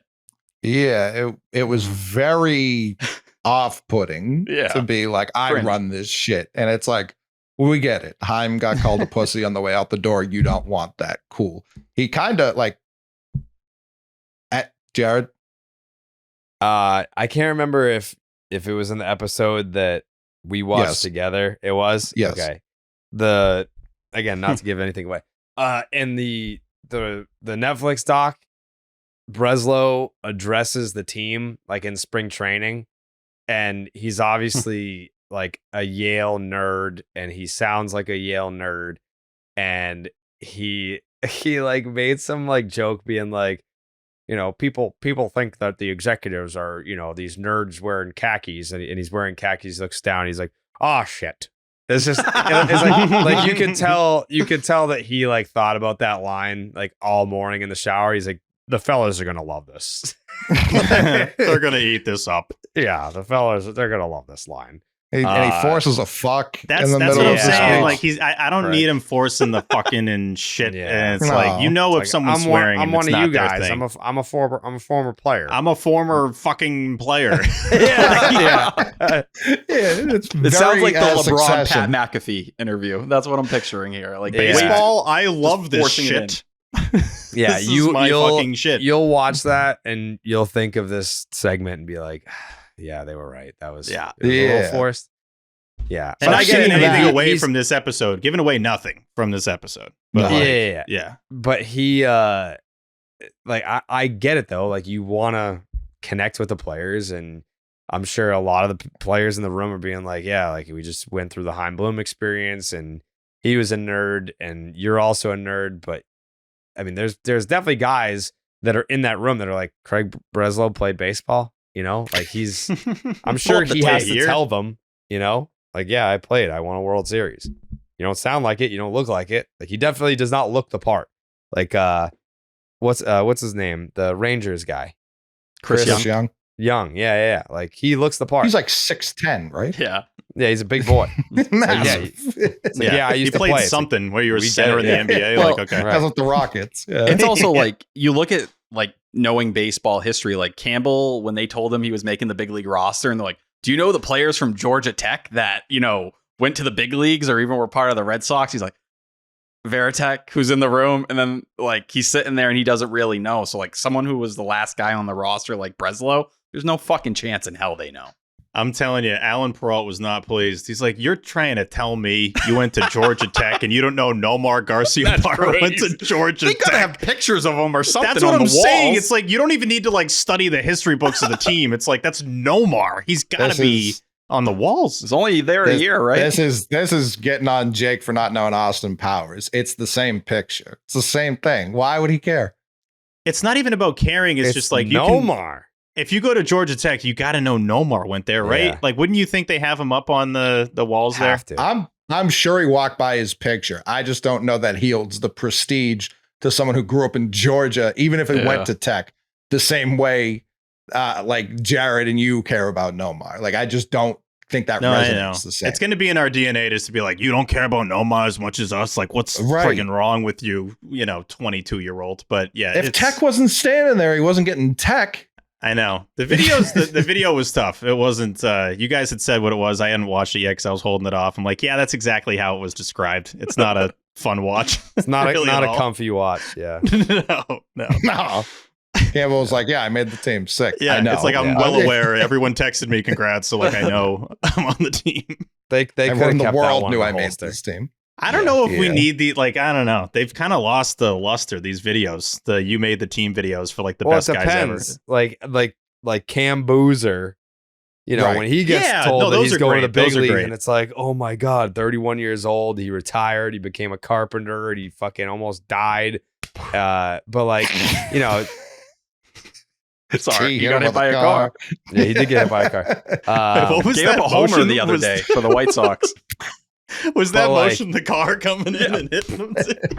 I'm going But flying. Yeah. I don't know that like telling Paul Skeens that he's getting the ball on opening day, he's gonna be like, Jackson no Holiday. shit, dude. Yeah. Well, I fear these social teams are looking at those videos and just kind of looking at them like they're all created equal. It's like they're not. Like this matters Big time. because it's a special story. It's not that the best pitcher in baseball who just won Rookie of the Year is getting the ball for the Pirates. Like, what are we talking about? Tech was the best part of the video. He was more excited than Campbell was. Like he was like, "Come on, like aren't you feeling something?" He's like smacking his hand and hugging He's on like, him and do something. yeah, Campbell's like, "Thanks, cool." You go into the manager and there's just a camera guy standing there. It's like, Wonder what this know? is about. Hey, you're cut. Like, come on. Breslow at the end comes out of the corner. You don't even realize he's in the room when they're telling him. And he's like, "Hey, it was Hey, something." welcome to this fucking baseball team. Open hand, handshake, and all. Welcome to this fucking shit ass bitch baseball team. You're gonna fucking love this fucking team. You put in the shit hard work, man. It's like, dude, that's not how it goes, man. Everyone in the room's like this. They're just like, all right. You worked your shit off, God. Christian. Yeah, calm down. You gotta work your shit ass off, bitch. Preslow's just hammered. He's They're telling another fucking thing about Georgia Tech. Smoking a You cigarette. don't even know Nomar played there, dude. Yeah. Come on. Yeah. Fuck. Fans are gonna go fucking bullshit ass bitch. Cock Shit loud. for you. Big cock shit.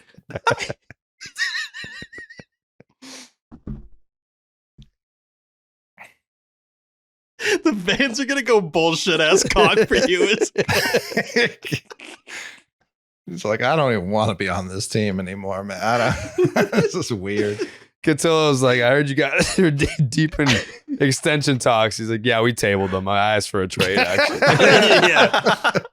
You want to sign this fucking cock shit ass dick? Breslow just keeps texting me the word cunt over and over again. I don't really know what he's getting at.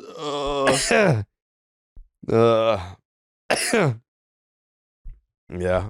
Like, right, you get it. This is just talking ball. Yeah, we're just a couple of ball talk. players. Couple of ball players talking bitch tits. Fuck. Little baseball cock shit fuckers.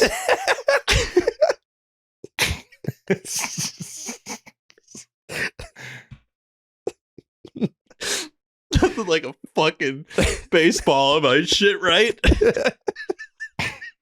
You know, you're a ball player too.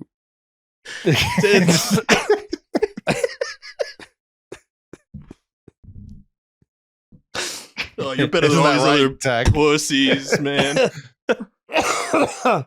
Everyone's left the room. He's still talking. Yeah. He's just having a solo combo. Oh, man. Let's just talking ball, man. Yeah, Steve, tell us about Brunt, brother. I'd love to, Jared. Yeah. Tell us about Brunt. Oh. Because I know you love it. Brunt me. I love it. Yep. That is Let's hear about it. So true. Oh, man. yeah. Oh, gosh. Yeah. Let's hear it, brother. It's so great. Let's hear it. Yes. Yep. Absolutely. No, I think hear it's about awesome. Let's you hear want to know Brunt. about you want to know about Brunt? Yep.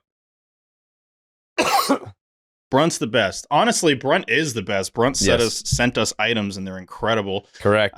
Choosing work boots used to mean sacrificing comfort or durability. If they felt good, they didn't last. And if they lasted, they wrecked your feet. Brunt Workwear finally ended that trade-off, designing boots that withstand the toughest job sites while feeling as comfortable as your favorite sneakers. Jared, what's your favorite Brunt item that they sent over?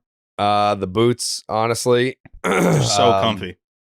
The boots are very comfy. I've had a few different pairs of boots in my time, and some of them were handmade. They weren't exactly the comfiest, but Brunt boots, these are the ones that I use to go out into the backyard. You know, I got a little wooded area back there. Go out there in the back there. These are the boots that I wear back there. Mm-hmm. Founder Eric Gerard grew up blue collar and started Brunt after his friends in the trades encouraged him to start a workwear brand that was really built for them. That's why all Brunt products are named after the guys he grew up with. That's loyalty right there, by the way. Cool. That's what you want from your founder, not someone that's just like me, I, me. He's doing it for the team, right? Which is exactly what you root for every single time. These might be the most comfortable work boots on the planet, and I can confirm that to be the case. Put these puppies on extremely comfortable. For a limited time, our listeners get $10 off at Brunt with a code section10 at checkout. Just head to bruntworkwear.com/section10. That is section 10. Use code section10 and you're all set. And after you buy, do us a favor. When they ask where you heard about Brunt, tell them it was from Section 10. Brunt didn't just make a durable work boot, folks. They reinvented comfort for the hardest workers out there for a limited time. Like I mentioned, our listeners get $10 off at Brunt by using code section10 at checkout. So go to bruntworkwear.com/section10, use code section10, and you are good to go. Please support the show with Brunt and support those Brunt work boots, which are some of the best in the game. Jared? That's right. Also, men, if you've lost your hair, doesn't mean you can't find it again. Try Hims Hair Loss Solutions, and you'll be joining hundreds of thousands of subscribers who found their hair again. Hims provides you with convenient and quality access to a range of hair loss treatments that work all from the comfort of your couch. Hims makes treating hair loss simple with doctor-trusted options and clinically proven ingredients like finasteride and minoxidil that can regrow hair in as little as 3 to 6 months. Choose from personalized chewable oral spray and serum treatments to find what works what's best for you. The process is simple and 100% online, and there are no uncomfortable doctor visits. Answer a few questions, and medical providers will determine if treatment is right for you. If prescribed, your treatment is sent directly to you for free. No insurance is needed, and one low price covers everything from treatments to ongoing care. Hims has hundreds of thousands of trusted subscribers, and they can help you get your confidence back too with visibly thicker and fuller hair. Start your free online visit today at hims.com/section10. That is HIMS.com/section1010 for your personalized hair loss treatment options. HIMS.com/section10. Now, an ad-free section 10 from here on out. Wow. Love that. Boom. Any other Hour 3, completely ad-free. Any other Jake, how long have we been going for? 2 hours, 37 minutes. Fuck yeah, dude. Fuck yeah, dude. You sound like Breslow there. Yeah. Brezzy. Oh, Brezzy. Oh, fuck yeah, dude. Fucking welcome to the fucking cock-sucking bitch tit Red Sox, baby. Welcome to the big You leagues. bitch. Yeah. They would have got the crochet extension done, but he just kept talking like that. Yeah. He's like, what's this guy's deal? That was kind of the most insane bit of news that came out. And It's the weirdest. who had that? Was it Bradfo? Yes. Yeah, Bradford was just like, by the way, they very nearly got an extension done, but season started, so oh well. Like, what? Not happening. What do you mean? How do you get close and you're still so far away? Ever since Steve said he thought his number would begin with the 3, I've been sitting and thinking on like what would the actual fair extension be? What's T? I think it would be right around 2, like 215, 220, that So- ballpark. My 3, I more meant assuming they weren't going to get a deal done, that it's going to be 3 territory. I think even still think that's Crochet. crazy, but I think Crochet was like, I want 250. I think the Red Sox were like, we're at 150. How do we meet in the middle here? so 200. Boom. I've been trying to map it out. What's he's getting 3.8 this year, T? Correct. So next year he's projected for what, like 9? Yeah, second time through, or the next time through RBA. So we'll call that roughly 2 for 14, just to deal with round numbers. I think ideally he wants to hit free agency when he's like 30, which is 3 years after that. The Red Sox would love to have him for 5 years, but they want to pay him like 30 per, call it 33 over those years. So that's a 3 for 99, which now you're at 5 for 114 or 113. Obviously, Garrett Crochet is not going to sign 5 for 113 this close to free agency. There's no incentive there, which is why I think you tack on another 3 at 35 per. Now you're looking at it's 8 for 218. Basically, it's 1 year and $1 more than David Price's deal. But I think you put options after year 4 and after year 6. That way, if he gets hurt, boom, you get $218 million guaranteed. You control that. Those are player options. If not, you opt out after 4. The Red Sox are on the hook for like $80 million. I think both sides are pumped with that. He makes $80 million. He only gives up 2 years of free agency. He hits free agency at 2 years younger than Corbin Burns did. Still got 240. Like I think that's, and the Red Sox double their time with him on the team. I think that's win-win as win-win as it gets. Yeah, you can put in some stuff in there for Cy Young awards or innings or like however you kind of want to do it to justify the incentives, just so when he gets to that point, because, we're talking 4 or 5 years down the line, keeps mentioning that bracket of player and that money. Well, hey, when you do get towards the end of this contract, you will have a way to push yourself up to whatever the bracket is at that point that you kind of feel yourself in or at least close to. And I think that's what it is. The fact that they got this close, coming up to opening day, it screams like an all-star break extension to me. Like, let's get through. It might even be before that. But if call it 10, 20 million between each other, you're seriously going to let that stop you from getting a deal done? That feels kind of crazy. You're like the 5 or the 10-yard line. It's like, what, another call and you kind of bending the knee a little bit more or their camp and then you're there? Yeah. 8 for 218, I think, is like 27.5 AAV, which doesn't, if he does get hurt, it doesn't cripple you moving forward. Like it's I don't know. It seems like the fairest amount for both sides. Obviously, I hope he gets $500 billion. Like, I don't care how much he gets paid. From the Red Sox side of things, I understand why they don't want to do that. It just scares me. And I think this was one of the good things about Crochet not being as sharp as he was on opening day. It's like, damn, even when he's like a C version of himself, he's still better than a majority of pitchers in this league. You're going to get 5 innings and 2 on 88 pitches. If it was, May or June, it's 6 innings, 2 runs, and you don't even think about it. It's like, 3 ERAs where you bottom out. That's a pretty nice life. But yeah, if you just get to the All-Star break and he's turning in a Cy Young kind of season, that's where maybe he starts to be like, well, now I'm at 3. So like where you guys are at. And then you have the sliding scale. But if you're already willing to get up to 2, that tells me you're not bullshitting or you're getting close to that area. You're not bullshitting here. You're in the right realm. That should be close enough to get a deal done without him getting to free agency. It also feels like if we're at this point, and Coley, I feel like you just alluded to this, but if you're this close, then shouldn't that like supersede the not going to do anything in the season discussion? Like if it's actually this close to getting where both sides want to get, just do the deal in the next couple weeks, right? Like why? I hate when those parameters are set when it's like, well, we're talking about 2 weeks out of 365 or whatever the amount of days we're going to have him is like, 800, something like that. We're talking about 14 days that go into the season. Who cares? Just get the deal done in that span, and then we can all be happy. That doesn't seem like it's worthy of changing the future of your life over that. I've never understood that, right? It just doesn't make much sense to me. Look at Campbell. Campbell talks to the media, goes, I don't know how close or not close it is. All I know is they're talking. Okay, cool. Let your agent play it out, and then he'll come and tell you. You know what I mean? Like, whatever the number is, the agent will come and tell you when it's worth it. I don't see why it's such a big obstacle. Just tell your agent to do his thing, and you do your thing. It's a leverage play. That's all it is. That's it. Set the deadline. Yeah. I get it, but if everyone's happy, then just like do it. I get past the leverage thing and, holding the season hostage. If you got the money you want, take the money. I don't know. But I think Crochet is more saying like, hey, the closer I get to free agency, the less likely I'm going to listen because I'll be able to listen to the other 5 teams that are going to offer me. That's the other thing. If I hear one more person say all 30 teams are going to be in on Garrett Crochet, in what fucking world? Yeah, it'll be the Dodgers. Sasaki wasn't all 30 teams weren't on him. All 30 teams have never been on one guy ever. Yeah. So. Ever.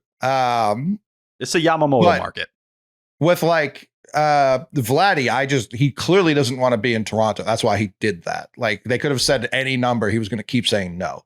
Crochet, I don't view that as the case, really. I think he just wants the Red Sox like, hey, I'm not going to keep doing this until September, like now or I will just pitch it out. Hopefully. If that's the case, then I'd be a lot happier right now with the Crochet stuff. Yeah, I keep seesawing on my optimism there. It's just a weird, like, for how far away Crochet made it seem, for that to come out like as he was pitching, I was like, that's peculiar. Like, very strange timing to be like, oh, by the way, the last second we were super close. And then I told my agent to block Craig Breslow. Like, we will not be talking ever again. It also felt like Sam Kennedy when he was talking about it over at EEI, like almost kind of flexing a little bit. He's like, listen, we've had people set deadlines before. Dustin Pedroia, Clay Buchholz, Alex Cora a year ago. Let's see what happens, as the year goes along. And when you call with the real number, usually the tone changes, right? Like you're going to sign it. Sam Kennedy saying something like that tells me they have a little confidence in getting this done. Let's see what kind of shit cock fuck bitch happens. Yeah. Catillo also just kind of I read that very weirdly. He said, adding some next day thoughts to the Campbell extension. Talks are ongoing, as he acknowledged, and they are past the feeling out phase. I'm told there's no deadline here and the sides are talking. I wouldn't be surprised if a deal was announced in the coming days. I also wouldn't be surprised if there was no news. It's like Guy took my dick out, started cranking it last night, and then he just tucked it right back into my drawstring and said, you deal with that. Wouldn't be surprised if this thing gets finished off or if I just run away from you right now. That's basically blue balls. Yeah. It just makes too much sense when he's been the one out of the big 3 the most willing to sign an extension. Like he seems giddy over the idea of it. So now that you're past opening day and he can still get the pick and everything, what's stopping you? He's the exact guy you should be paying. Mm-hmm. Well, he does suck. Yeah, blows, but make him feel better. Yeah, give him the money just to be nice people. They did that for Raffaello. Yeah. They can say for Rafael Devers. Mhm. All right. How does this work? Stop and shop first. Mm-hmm. You ready, T? Play that shit. When I go to Stop and Shop, I can cross off everything that's on my list. Tactical move! Incoming! Stop and shop. Look ahead. Stop and shop. Fuck yeah. Fuck yeah. Look ahead. Red Sox win, leave them dead. Red Sox win, I'm seeing red. Stop and shop and look ahead. Red Sox win, leave them dead. Red Sox win, I'm seeing red. Stop and shop and look ahead. Fuck yeah. Fuck yeah. What's better than having to stop and shop, getting it done for all of you? The Stop and Shop look ahead, brought to you by Stop and Shop. Head on down to Stop and Shop right now. Use the promo code Section 10. It's a verbal promo code. You can only use it inside the stores, and that'll get you 10 cents off of a tangerine if you buy up to 5 pounds of tangerines. Only at Stop and Shop. It's a 3-game set against the Baltimore Orioles in Baltimore. It's that classic game, day off, game after their home opener. So Monday, off day Tuesday, Wednesday, Thursday is this series. And in game 1, you're going to get Sean Newcomb, Brockton's own. Sean Newcomb. And Middleborough. You can only be from one place. He went to Middleborough High and like grew up there. He was only born in Brockton. Yeah. He's Sean Newcomb. No. What? He's mine. Okay. Mm-hmm. Yeah, we said that. Sean Newcomb versus Cade Povich. Garrett Crochet making his second start of the season against Zach Eflin. And then in the finale, day game, by the way. 2 day games in this series. Mm-hmm. It's a 2:35 piece tomorrow. 2:35. 6:35 is the Wednesday game, which sucks because that's going to start right in the middle of fucking baseball hour. And then the finale on Thursday, 1:05 p.m. Sean Newcomb in 2024, 10 innings, a 7.07 ERA, a 170 whip. All right. But in spring training, 14 and a third innings, 9 hits, two runs, only one of them earned, 3 walks, 13 strikeouts, in 4 starts. Pretty good. Cade Povich in 2024, he went 3-9 with a 5.20 ERA, a 1.43 whip, and a 7.8 strikeouts per 9. He's a lefty. He was bad for most of the season. He was fantastic in 5 September starts. 2.60 ERA, a 3.13 FIP, and a 5.58 OPS. 32 strikeouts in 27 and 2/3 innings. Before September, it was a 6.5. It was a 6.58 ERA, a 5.67 FIP, 8.89 OPS. He sucked. 40% fastballs that sit at 92. Curve, sweeper, main secondary pitches. Both of them have a whiff rate of 27%. In the middle game, Garrett Crochet. He went 5 innings, 5 hits, 2 earned, 2 walks, 4 strikeouts in his Red Sox debut. 49% cutters, as T mentioned earlier. Averaged 29% cutters last season. So Andrew Bailey is clearly saying, you got a good cutter, throw it some more. Actually double it pretty much. His 4-seam also averaged 96.4 miles per hour, topping out at 97.5. And he averaged 97.2 last season. 3 of his 5 strikeouts were on the cutter, and 3 of his 5 hits allowed were on the 4-seam. Zach Eflin, 6 innings, 2 hits, 2 earned, 1 walk, 2 strikeouts, got the win on opening day. Only had a 17% whiff rate. 5 of his 6 whiffs came from his sweeper. The cutter, sinker, sweeper are his 3 main pitches, with the sinker sitting at about 92 miles an hour. Faced the Red Sox twice last year. He went 2-0, 11 innings, 11 hits, 4 earned, did not walk a batter, punched out 10, gave up 2 bombs. Tanner Houck in the finale.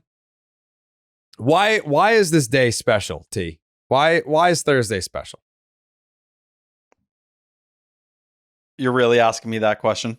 Mm-hmm. The day you were born, Jared? Thank you. All right, thank you, T. Please. Appreciate You didn't think that. I know? Listen, I'm hey. the birthday guy. Hey, listen, just asking. I never Just forget. asking. Just asking. I'm happy it's a day game. Now that means that I got the night. Get fucking cock piss hammered that night. Yeah. Yeah. Now I could get fucking Oh my God. shit box cunt drunk. You're gonna be fuck bitch shit cock that night. Yeah. You guys know. Tanner Houck, first time out, 5 2/3, 7 hits, 4 earned, 3 walks, 2 Ks. Houck led the American League with only 0.6 home runs per 9 last year.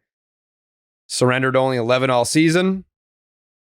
He did allow 2 in his first start of the season. He's allowed his second home run on June 6th last year, which was his 13th start. Did not allow a multi-home run game until June 29th, which was his 17th start. So not a hot start for Tanner Houck. Houck was at 40% for the sinker, 31% for the sweeper against the Rangers, which was the inverse of his numbers last year. He had 5 whiffs on the sweeper and only 3 on the sinker. Chucky Morton, 41 years old and still doing it big. His first time out, 3 1/3, 7 hits, 4 earned, 1 walk, 3 strikeouts. He's thrown 163 plus innings his last 4 seasons and 7 of his last 8. He got hit hard by the Jays. 14 balls in play, 12 hard hit balls, 8 over 102 miles per hour, with 5 being 105 plus. He allowed 8 base runners and only got 10 outs. No bueno. Okay. So for the Orioles here, they've got some hot starts here. They've got some guys that are cooking with the OPS. Tyler O'Neill, you may remember him. 1162 OPS to start the year. Jackson Holliday, not so hot. 779 OPS to start the year. Cedric Mullins, a 1067 OPS to start the year. He's got a couple homers. They came in the same game on opening day. Adley Rutschman, 1139 OPS, couple home runs, couple doubles to start the year. And then the red hot, look out for him, Jordan Westberg is hitting, has a 1654 OPS to start the year. He's got 3 bombs. Okay. And their bullpen, pretty solid. Brian Baker has not allowed an earned run. Gregory Soto has not allowed an earned run. Felix Bautista has not allowed a hit. Sir Anthony Dominguez has not allowed an earned run. So I think the rotation for Baltimore, you can take it or leave it. They've got some boppers, and their pen pretty fucking good. Prediction time. I'm going to start with the McMahon. Good, because I got a fucking sweep. Jerry. Holy shit. I don't bitch fuck. I don't Tits, man, fucking tits. cunt bitch respect any of the starters we're facing. Not a one. Not a Cave Povich has shoved it up our ass before. It makes me sick. Maybe I'm thinking of, was it him? Yeah, it was him. In August Yeah. last year, yep. Well, because I had Cole Irvin do it too. He sucks too. Like, I'm so tired of these terrible Orioles starters shoving it against us. Just so be a lefty. tired of it. Just hit the ball, fellas. That's everyone. That's not anyone in particular. Just hit the goddamn ball. They stink. If you let it get to their bullpen, Jerry. So Jeremy tweeted a video of Craig Breslow from the Out of Context account. Can I play it? Because I don't know. I can only imagine it's going to be very funny. Fucking cunt, play it. Play that bitch. At the very outset, when you were just planning it and talking to Bregman and his agent, how did you envision that would play out? No, I think we wanted a bit of a wait and see approach, see how the roster came together, what unpredictability to how things progress over the spring training. This is what he does, man. That's the guy with potty mouth 101. Yeah. So yeah, I got to sweep. I'm tired of the Orioles and their terrible starting pitching getting away with it. Okay. A sweep for the big man. Steven. Yes, I am. I'm a little fearful of Rafael Devers coming back to Fenway with no hits or one hit on the season. I hope he gets going a little bit at Camden Yards. A 291 career average at Fenway, a 291 career average at Camden Yards. So maybe he'll be feeling at home on the road there. Future Oriole? Yes. Could he be traded to the Orioles next week? Yeah, probably a lot of Sox fans there too. So hopefully they'll be cheering on our young boy Rafael.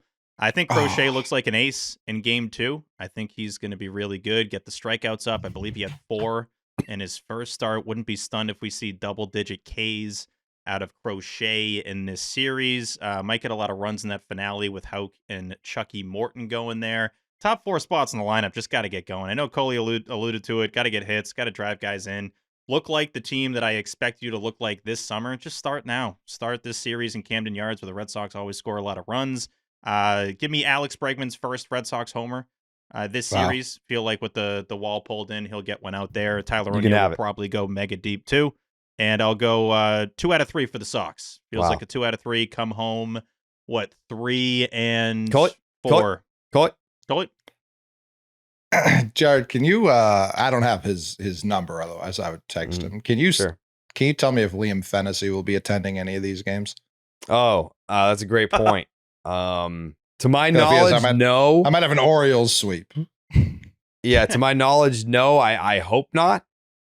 Dear God, did he go to Texas, opening day? Right? He was in Texas, but did he go to opening day? He did not go to opening day. No, he went to the other. He went to the middle too. So he's got to not go again. He has to go where Yoshida is. So touring the country, basically. Yeah. Death. Ooh. What? You want to kill? I don't believe Yoshida's alive. I don't know where he is. I haven't heard from him since the season started. You guys stay in touch a lot, you and Yoshi? Yeah. Usually there's a post on IG or something, man. He is MIA. I mean, what's he supposed to post right now? Like, not playing when I should. This is sick. It's just weird. They're all wearing his shirts as memorials. I don't know. I don't trust it. R.I.P. Sox 2 out of 3. Sox 2 out of 3. T? Yeah, I'm going to go 2 out of 3 as well. I could never pick against another Brockton-born man and Sean Newcomb. I do like that they have 2 lefties starting the series as well against a very left-handed lineup. And with Cade Povich on the other side, yes, he tore them up in August, but he got smacked by the Red Sox in September. The Red Sox should be better against left-handed pitching this year, so I'm not scared of it like I have been in years past. Tanner Houck in the last game does make me nervous because the same thing. Left-handed lineup, we know Houck has a hard time putting lefties away. A lot of hard contact on that end. So I think they take the first 2 games. I'm predicting a Devers and Casas homer in this series. I think they both have a nice homer to right field. But give me 2 out of 3. Okay. And the off day in the middle should let the bullpen be fully good to go those last 2 games. For a Red Sox bullpen, that's short.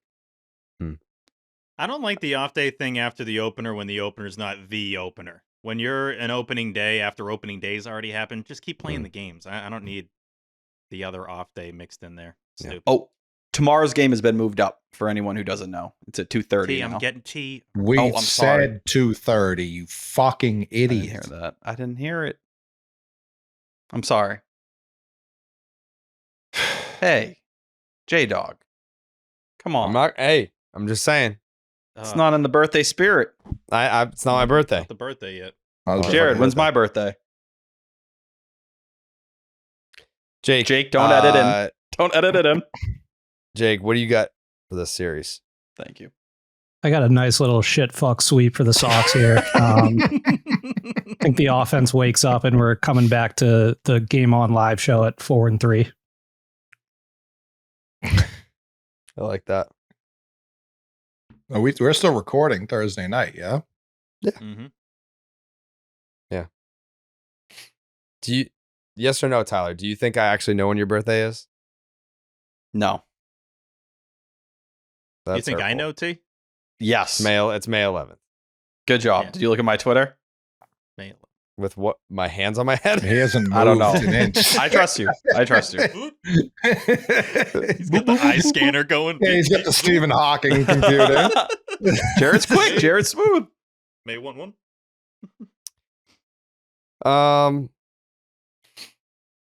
I think I gotta join Jake with the old shit fuck sweep. I mean, if it's and Coley, I mean you just picked a sweep. Yeah, wasn't a shit fuck. Fair. More than fair. Yeah. I don't know what you're up in arms about. Yeah, I think we gotta turn the tide before we get to opening day, before we get to the live show at Game On Friday, 11 a.m. Tickets on sale. I think we gotta like tweet the link again. Like we only tweeted it out once, and it was in the middle of like opening day chaos in the St. Louis. I think once I say tomorrow when the game starts, we do like another push, because in fairness, people may not have seen it because it was opening day. People were excited, and I understand. You know what's next, Steve? Mm-hmm. You ready?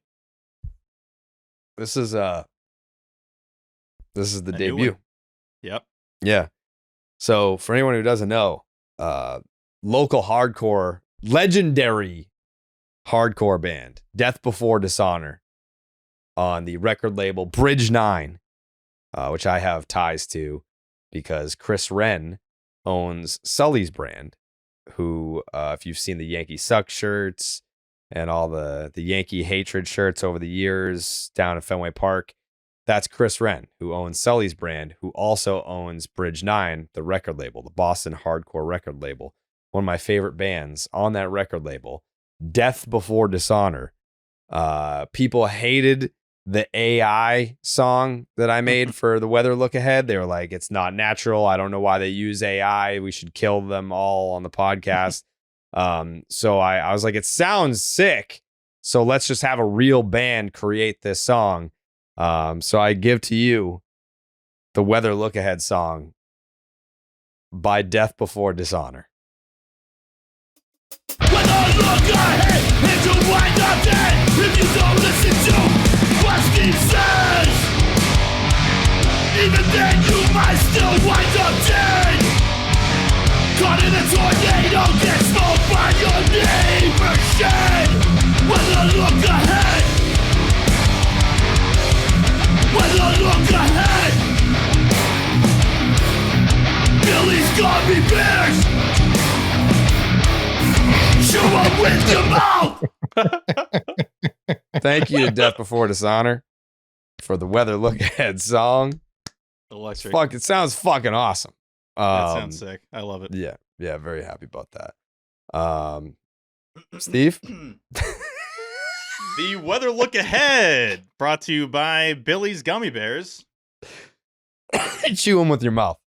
Chew them with your mouth. Game 1, Monday, the Orioles home opener. Start time, as T mentioned and Jared mentioned, moved up to 2:35 p.m. Eastern to avoid the weather. This is the weather. It's a temperature of 77 degrees. Ooh, what the fuck?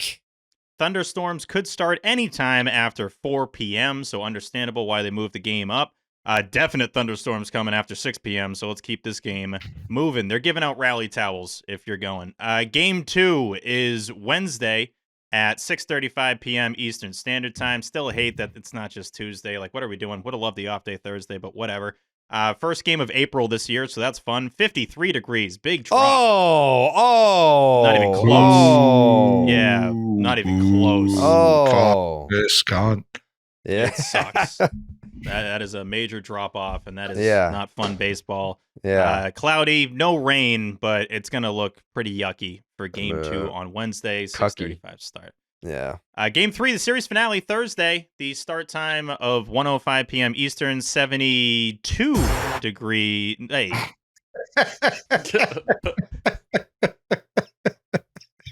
Come on now. I just figured that, if there was going to be a day that we'd see a 76, that it would Feels be like Thursday. Yeah. Yeah. And 1 o'clock. I hear what you're saying because the sun's high in the sky. Sun's out. Yeah. Fair. It's totally fair. But yeah, 72 degrees and cloudy. Thunderstorms could start around 5 p.m. That shouldn't be a problem with a 1 o'clock start. Yeah. And that is your weather look ahead, brought to you by Billy's Gummy Bears. Chew them with your mouth. Yeah. That's a great song. Really good. I'm happy.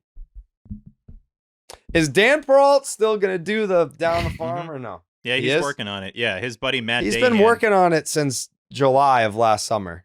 He is working on it. Yeah, What if this goes poorly? How does that affect the Peralt of the Year rankings? I don't envision it going poorly. Yeah, I don't like that you're season. It's not ready for the season. Assuming he's going to do a bad job. No, I don't think it's. No, I'm just saying that it's not ready yet, and the season started. You know. Well, I mean, he's a perfectionist. Have you reminded him? I did. Yeah, he reminded me. In his defense, he reminded me because he's working with his buddy Matt Dahan, who has made scores that I think won Grammys. So this is going to be legit. I'm pretty excited for it. Yeah. Yeah, there's no, I mean, oh yeah, no, this guy has won Grammys, but what if it's not good? No, it's not about not being good. I'm saying being ready, when we need it. Because I know it's going to be good. Dahan's in fairness, Down on the Farm is not an every episode segment. It's fair. There's a good amount of stuff happening on the farm right now. Yeah, Roman Anthony hit 2 home runs. All right, that's your Down on the Farm. Down on the Farm. Marcelo, 2-run single. Okay. I saw that. I could have sworn that was a ground out. I hadn't seen what was going on. You're like, this guy's clearly back. It was a ball that got through the infield, and I'm like, okay, let's just pick it up where we left off. Always good to see. Always good to see. Want to see Marcelo dominating down there. Hunter Knoll was ready to burn down. Jerry, I was just gonna mention Hunter Knoll, because shout him out. Go ahead. First of all, shout out to Hunter Knoll. 1, 2, the most coachable guy in the Red Sox space, the polar opposite of T. So Hunter Knoll, I gave him the shout out on Twitter today. I was like, if you want Red Sox minor league highlights, this is your guy. I mean, he will tweet out if, someone in single A took a shit. He'll be like, I got it. And when he tweets out videos though, because he wants to be first, which I respect and I appreciate that grind and that hustle. So I was like, when you tweet out the videos, they have the black bars on the sides. I was like, you gotta tighten it up. You gotta, I'm giving them the pointers on that. And I was like, if you tweet out videos like that, I'll put your post notifications on. I'll tweet the fuck out of your videos. Within 30 seconds, he was putting out videos exactly how I said. And I was like, you are a goddamn professional. You are an expert in your space. You're a samurai. I was like, if Tyler listened even half as good as you do, Hunter, like think about the heights that Section 10 could reach.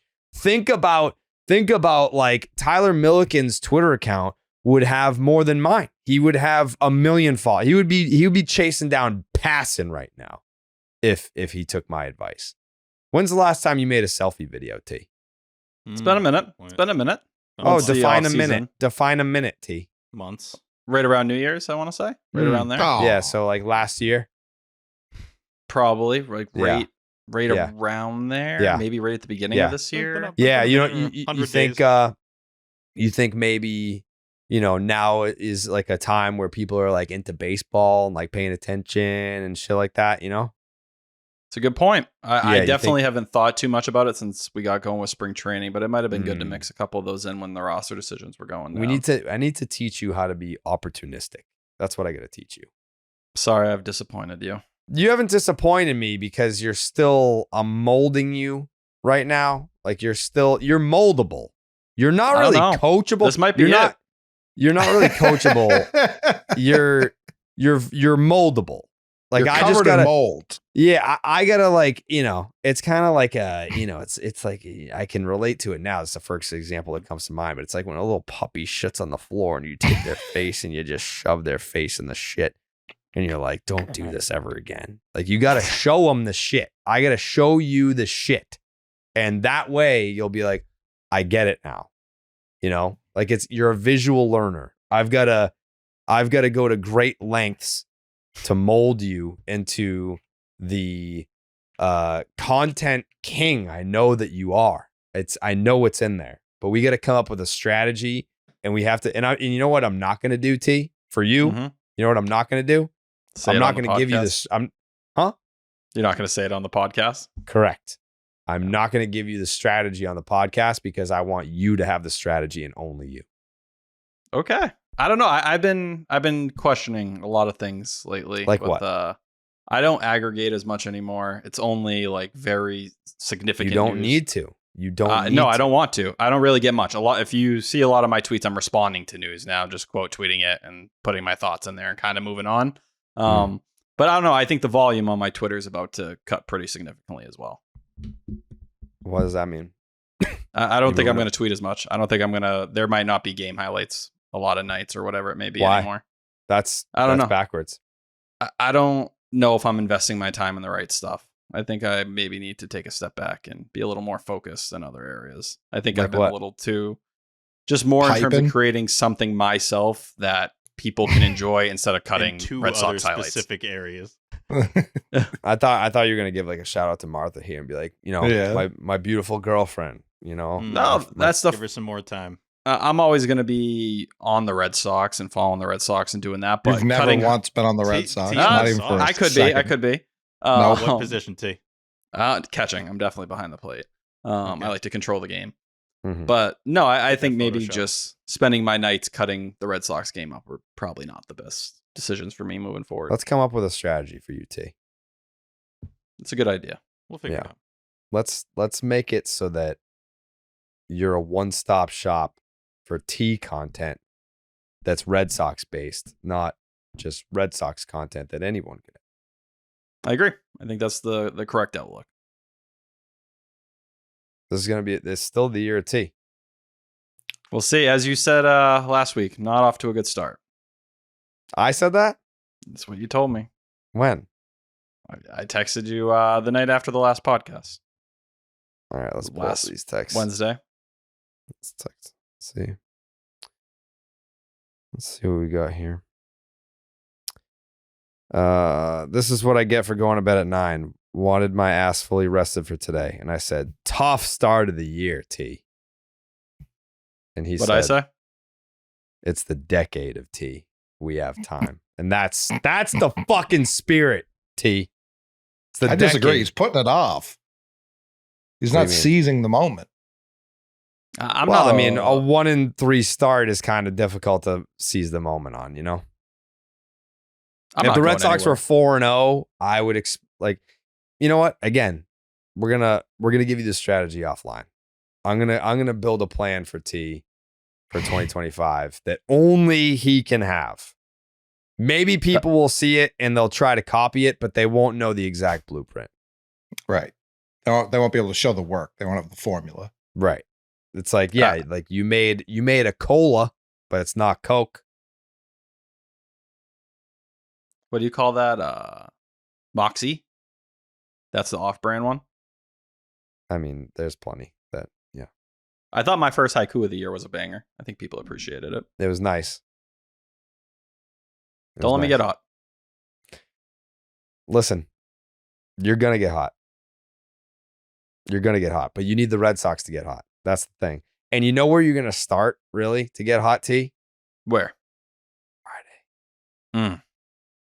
How you feeling about that, T? How you feeling about your first Section 10 live show?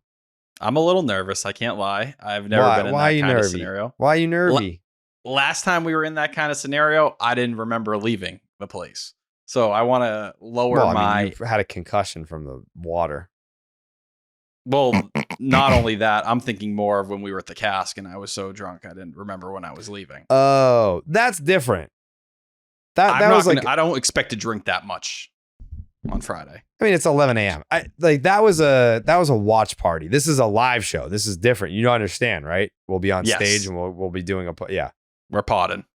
Yeah. What you're talking about was just like a watch party where we went there and we hung out with everyone, and that's different. This is like we're on stage performing for the people. I got my fit picked out already. What? Tyler's getting this show? What? The second show of the week, the live show? I mean, it's 11 a.m. after the series finale. Is that crazy? Yeah, it's a little crazy. Okay. I think it's different. It'll be asking Jake to turn it around pretty immediately.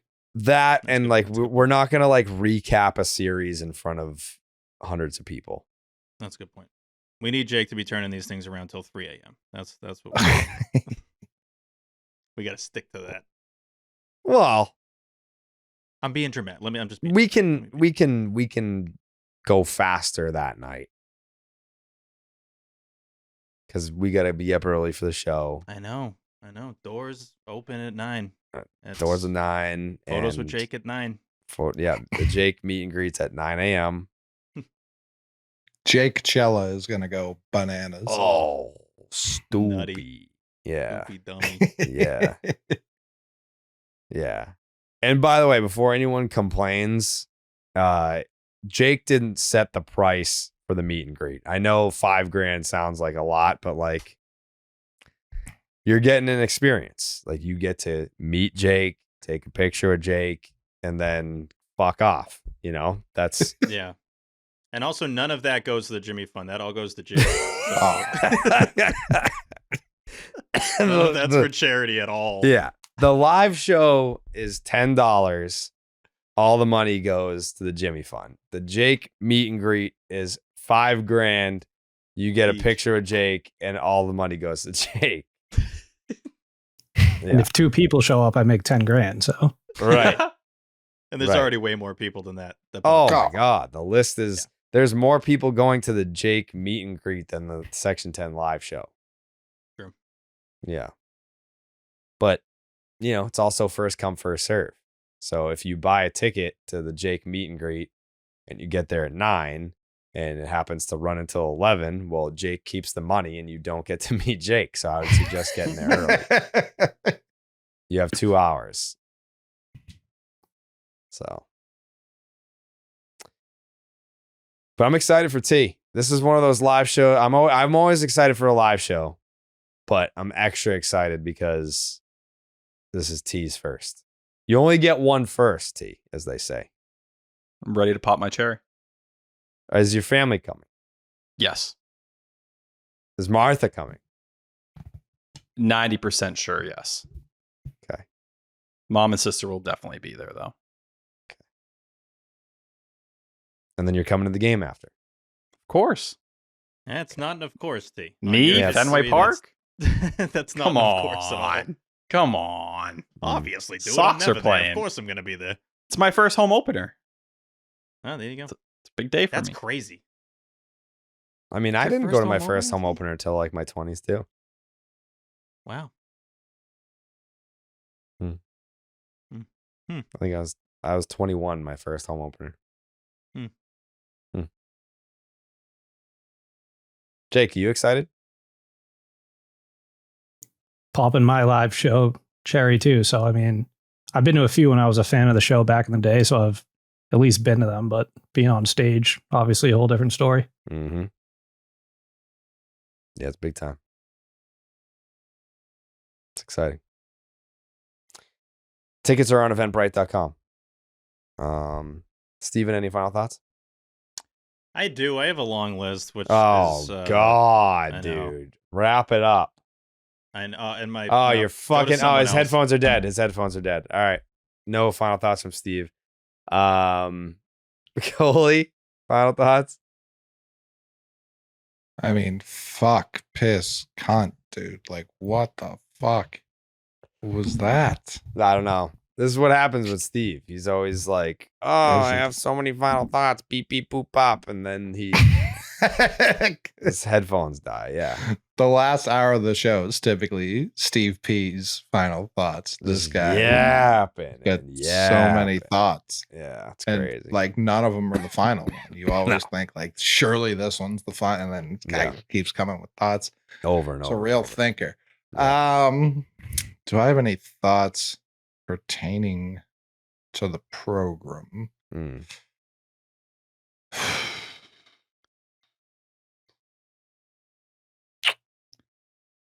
No, not really. I mean, I think it's funny. The entire Yankee fan base has become bat dimension experts seemingly overnight. Yeah. Watching them spiral over this. Anytime you gotta say it's legal, like over and over again, It very much sounds like those weirdos who know like the age of consent in every state. Yeah. It's like, no, listen, in Kentucky, it's fine. Like that's how every Yankee fan sounds right now. It's very funny to watch them like completely pee their pants over this, thinking something bad's like nothing's going to happen. Like they'll either ban it or they'll allow it. Like nothing, no one's getting arrested over this. And they're all acting so scared. It's been very funny. I don't It's know also- what's going to happen. Cora said they had players in Red Sox camp using them this year. Yeah. They're like, Yeah. yeah, we had a bunch of guys try them out. Other teams have said the same thing. Dude, the easiest argument is like the guy who invented it works for the Marlins, who suck. Like, obviously. Like,